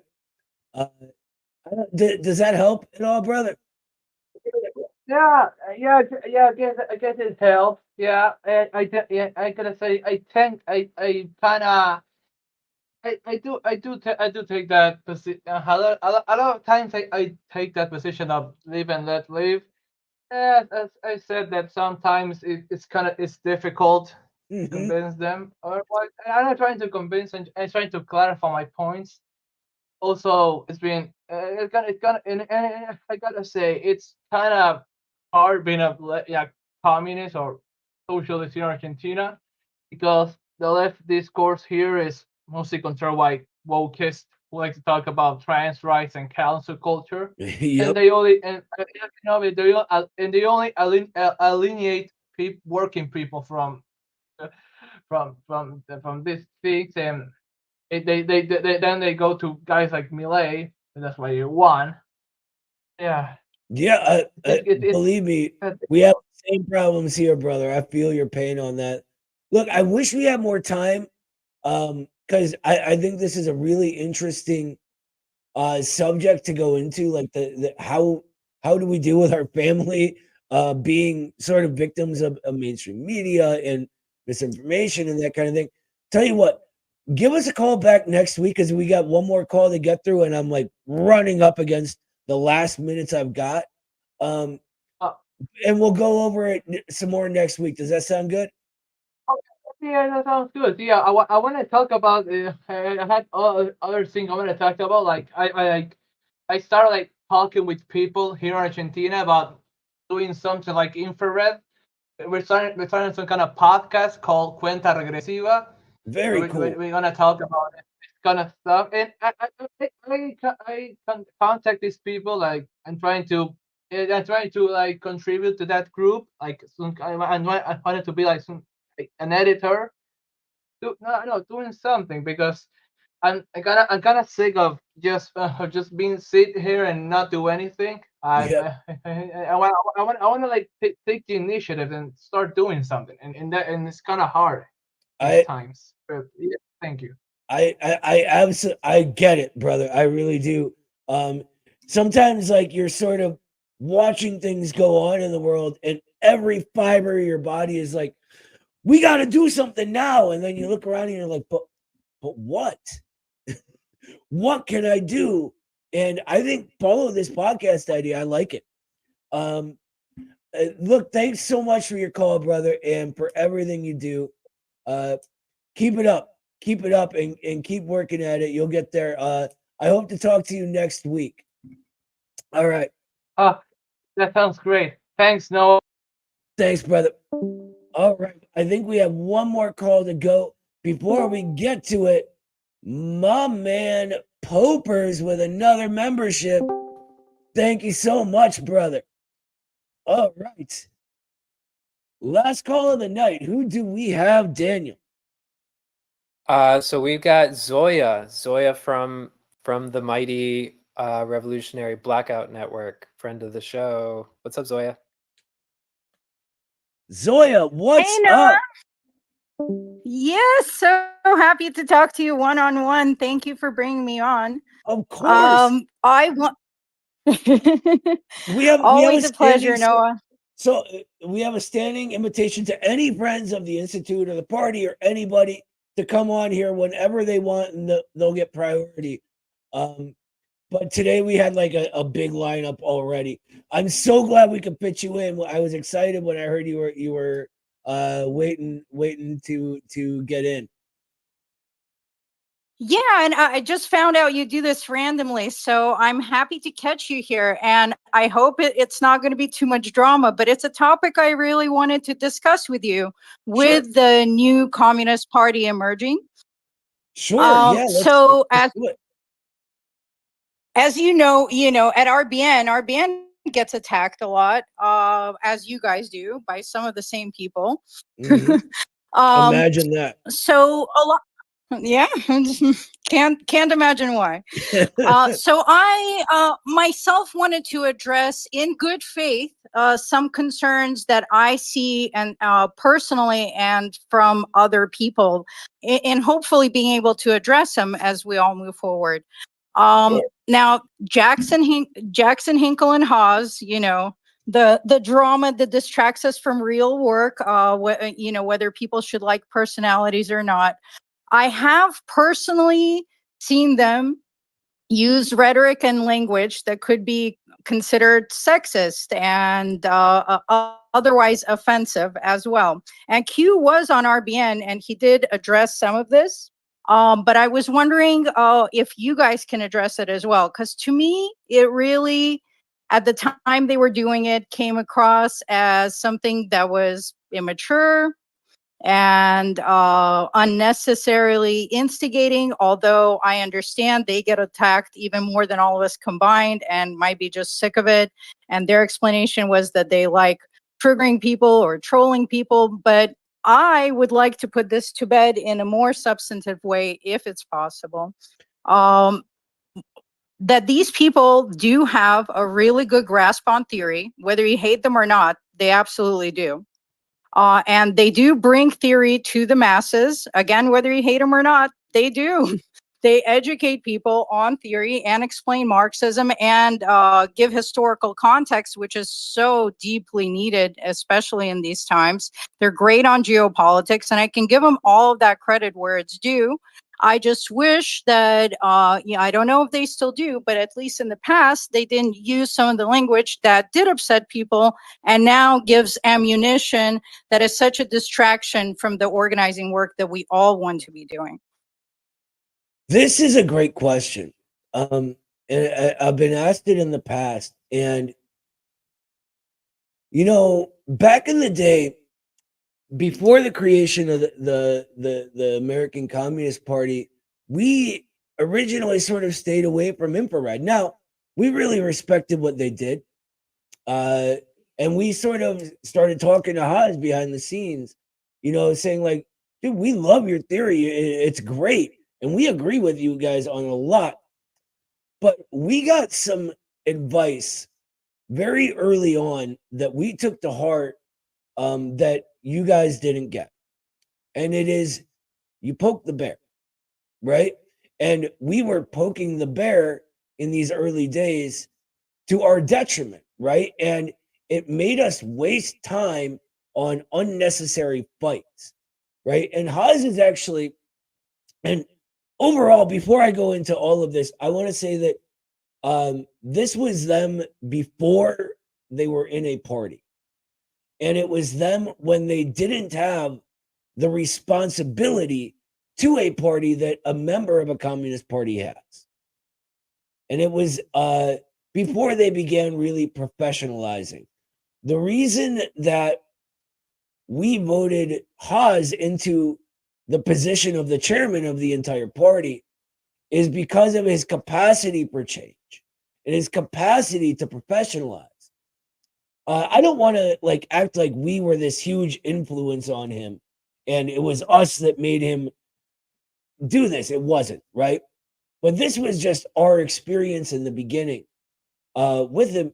And what he said to me when I first met him in person was that, they didn't realize at the time what was happening by creating professional haters.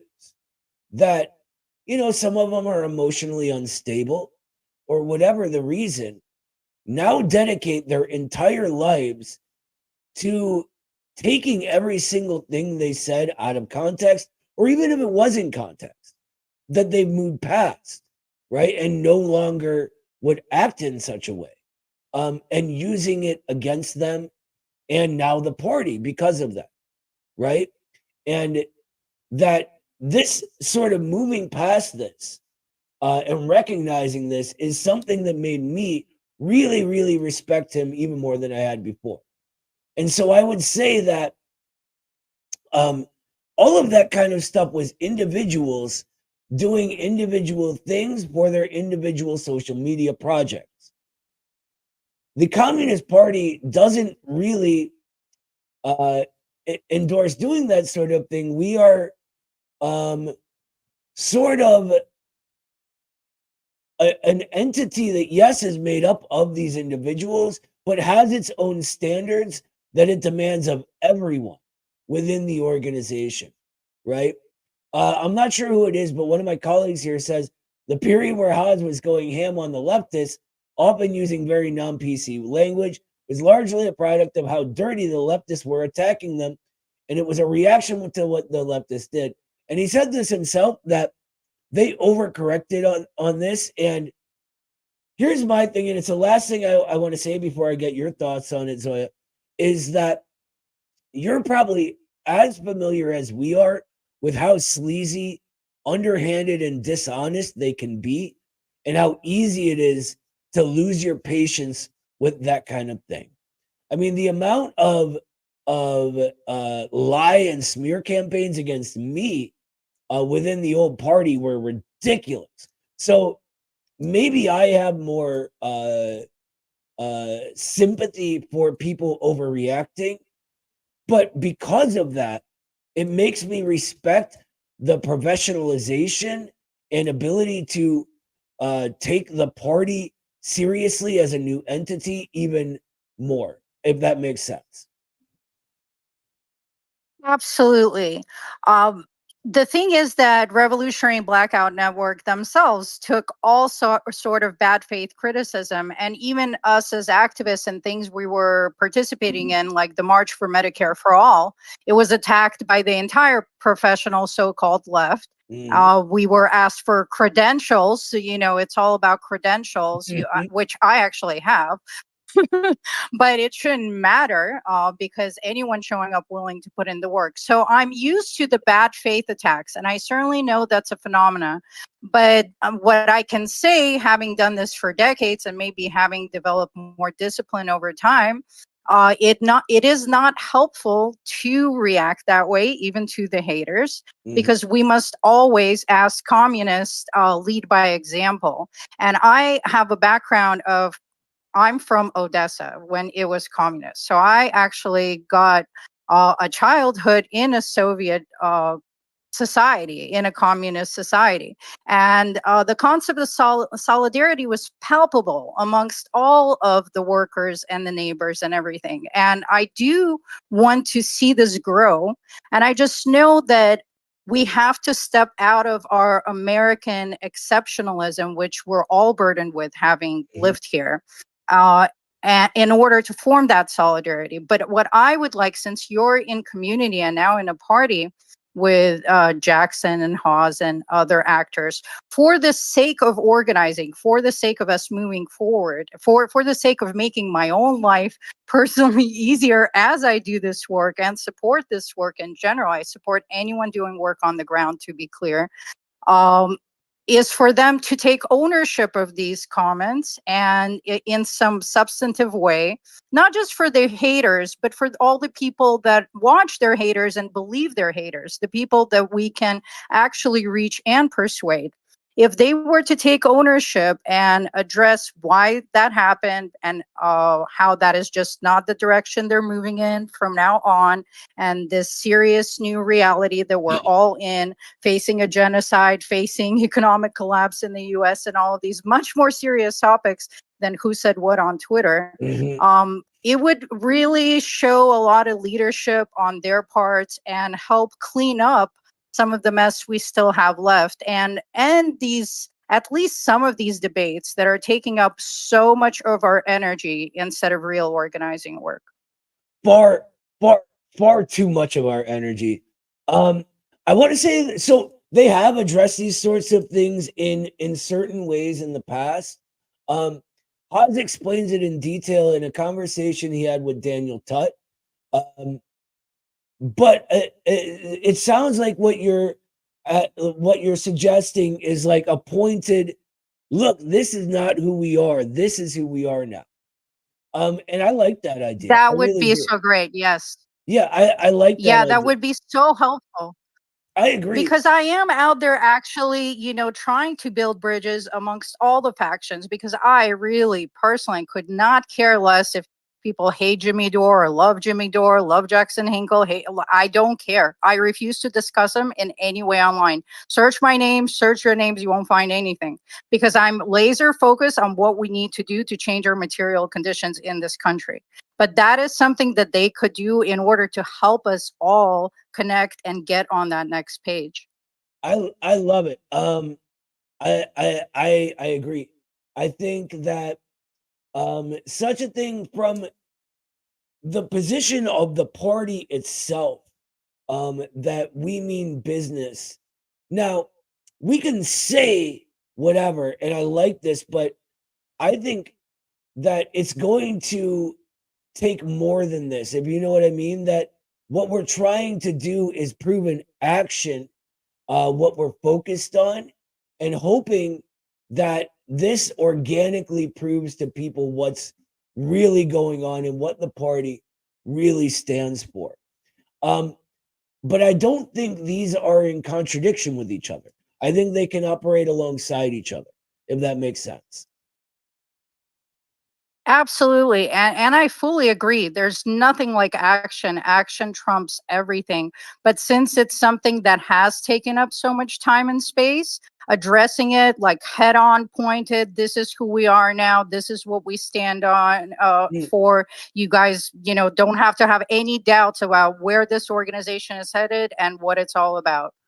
Agree. See, my thing is like,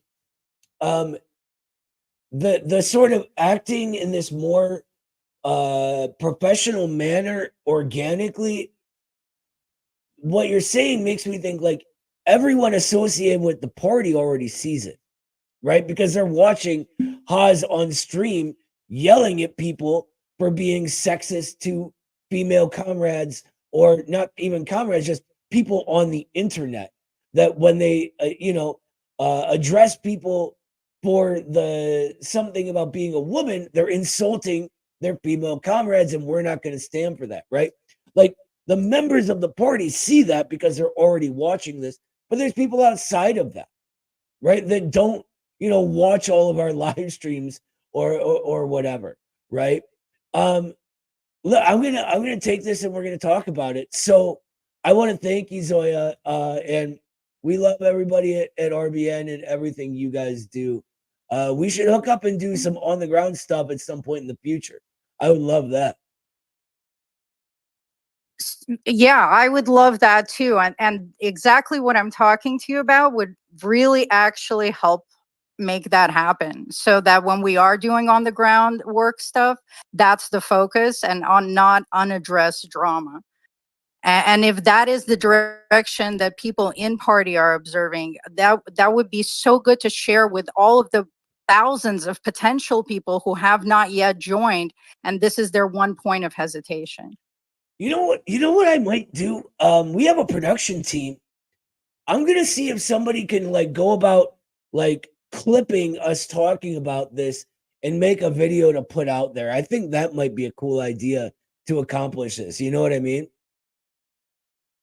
That would be super helpful, because then you also give something that people who do support you can reference substantively.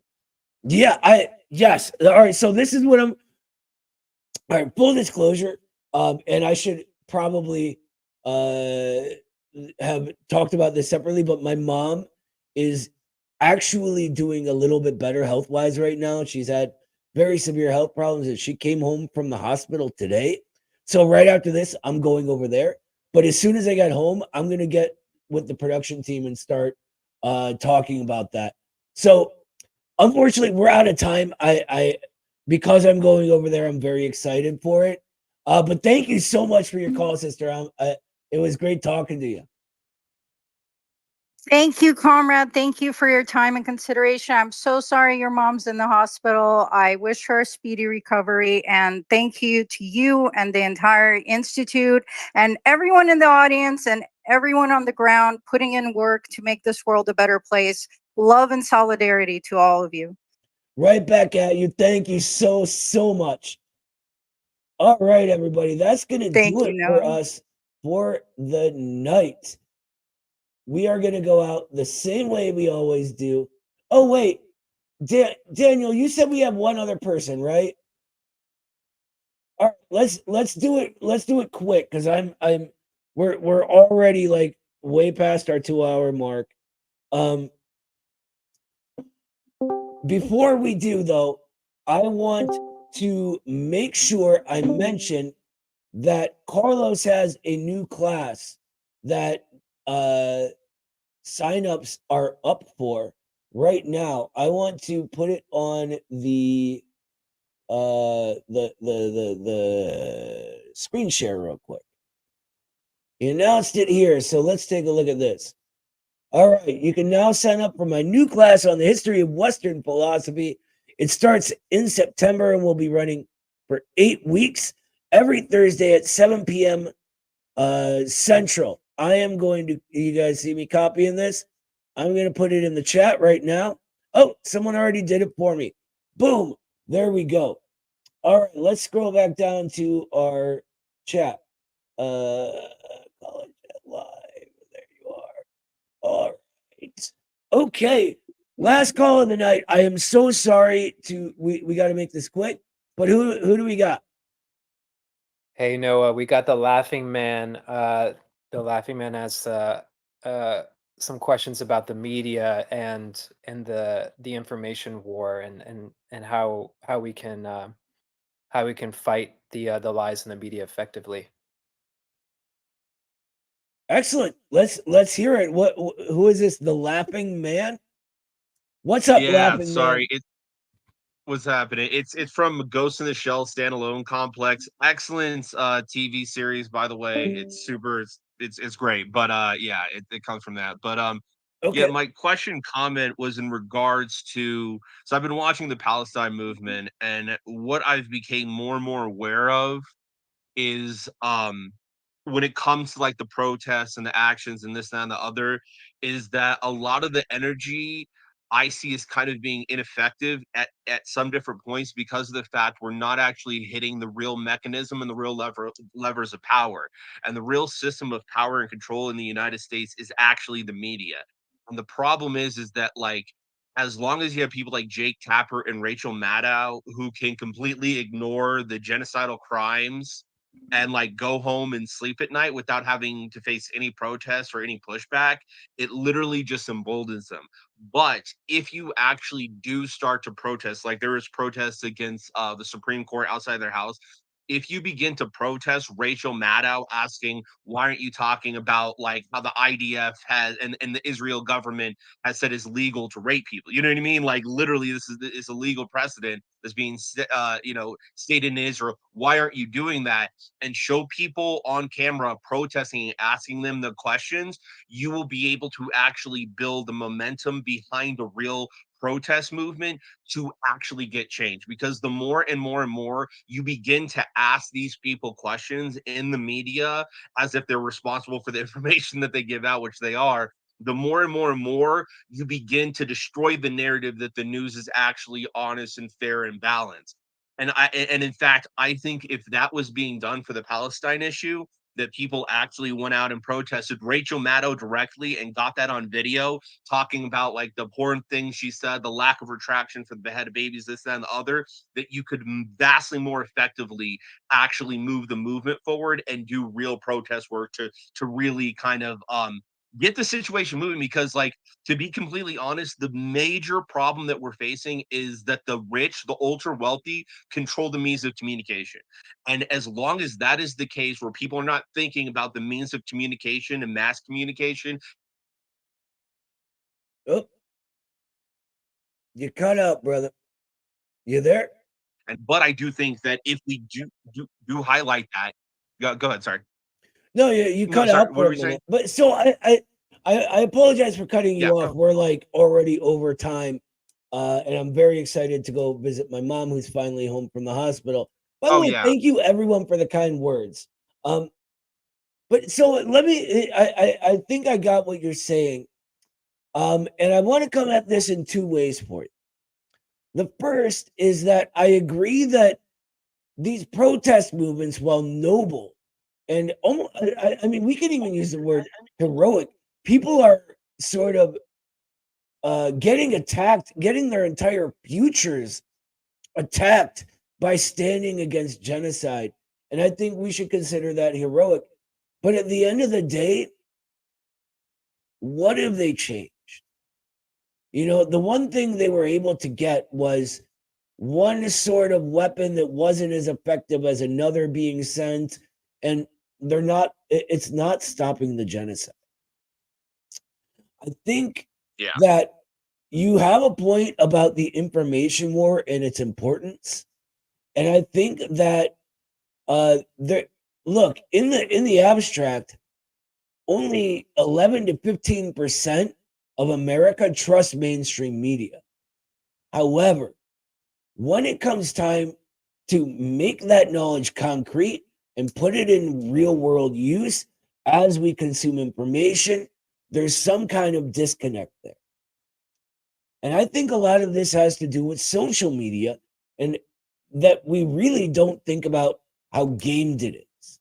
Now, I'm not going to suggest people break any laws or protest people directly that might be considered harassment. There are ways to do it, however, which are not. I'll be clear on that. So I don't want to say oh, I hate your idea. That's not it. What I think is more necessary to genuinely fight against this genocide is how I'm going to, the second way I'm going to come at this. And I'm going to call back to the very beginning of the show and what grinded my gears.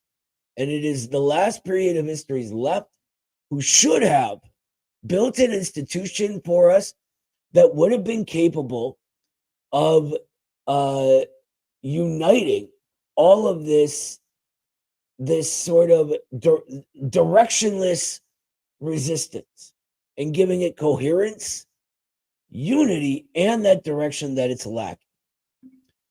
And we are trying to begin laying the groundwork to do that now. And the information war is part of that. But how do we break into that? We don't own MSNBC. We're not in the CIA. We can't affect news agencies, right? We can't bot everything to hell like the ruling class does. We do it through organization.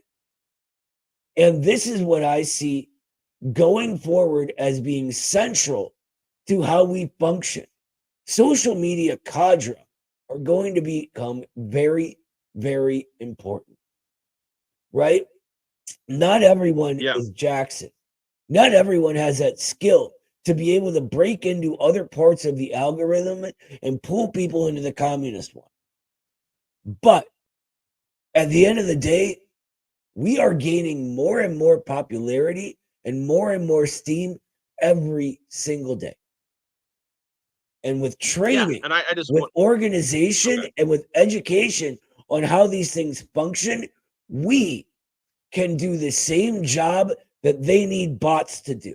And we can make sure we marginalize their message. And that is how we genuinely solve the problem, in my opinion.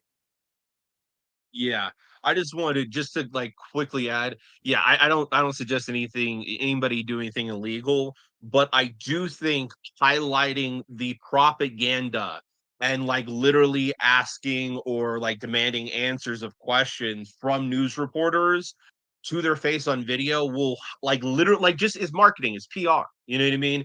To show the highlight between the reality of what's going on in Gaza and the lies that's being produced on MSNBC and CNN. I think that actually directly protesting these most famous faces, you know what I mean? Jake Tapper is famous, even to communists. We all know who he is. To actually use their fame as a mechanism to kind of educate the populace on the reality of what is happening in the lies that they're being told and being fed. So that was just generally my point. I think I think it is the weakest point that I see in the system, and that's why I kind of wanted to bring it up. But yeah, no. I don't want to say you're right. That's a great thing. That there's a certain level of look at this. Long Guy 1990 has a great thing to talk to you about that. He says, don't watch Max Blumenthal confront Maddow. That's really, really good. It happened, and then Maddow and her cult just laughed it off smugly. So we have to remember, when that sort of thing happens, we need infrastructure in place to make sure the narrative goes our way towards the truth rather than allowing them to ignore it the next day. Right? So it has to be a combined approach. And really, that's how I think all the best ideas get started, is collectively. Unfortunately, we're super over time right now. So we got to call it a night here. But tell you what, call back next week and we'll discuss this some more, because I think you're onto something. And I think that the media is one of the most important topics in our country right now, and the information war. So thank you so much for calling in. Do you have anything else for us before we go? I just want to say thanks for having me, and yeah, I 100% agree. Even with your social media posts, I think your social media comments, we need to find a way to actually build community in a way that is effective, expansive, and growing. And like siloing ourselves into these small little groups is not going to effectively do anything. So 100% with all of that too. But Absolutely, yeah, have brother. a good one, and thanks for taking the call. Thank you so much. All right. That's going to do it for us for the night. Remember, everybody, click that link in the chat. Sign up for Carlos's new class, because if it's anything like any other thing he's ever done, it's going to be fantastic. We'll see all you guys next week on Monday at the same time. Love you all. Have a great night. Stand up, all victims of oppression, for the tyrants fear your might. Don't cling so hard to your possessions, for you have nothing if you have no right. Let racist ignorance be ended, for respect makes the empires fall. Freedom is merely privilege extended, unless enjoyed by one and all. So come, brothers and sisters, for the struggle carries on. The International unites the world in song. So comrades, come rally, for this is the time and place. The international ideal unites the human race. Let no one build walls to divide us, walls of hatred nor walls of stone. Come greet the dawn and stand beside us. We'll live together or we'll die alone. In our world poisoned by exploitation, those who have taken, now they must give. And end the vanity of nations, we've but one earth on which to live. So come, brothers and sisters, for the struggle carries on. The International unites the world in the song. So comrades, come rally, for this is the time and place. The international ideal unites the human race. And so begins the final drama, in the streets and in the fields. We stand unbowed before their armor, we defy their guns and shields. When we fight, provoked by their aggression, let us be inspired by life and love. For though they offer us concessions, change will not come from above. So come, brothers and sisters, for the struggle carries on. The International unites the world in a song. So comrades, come rally, for this is the time and place. The International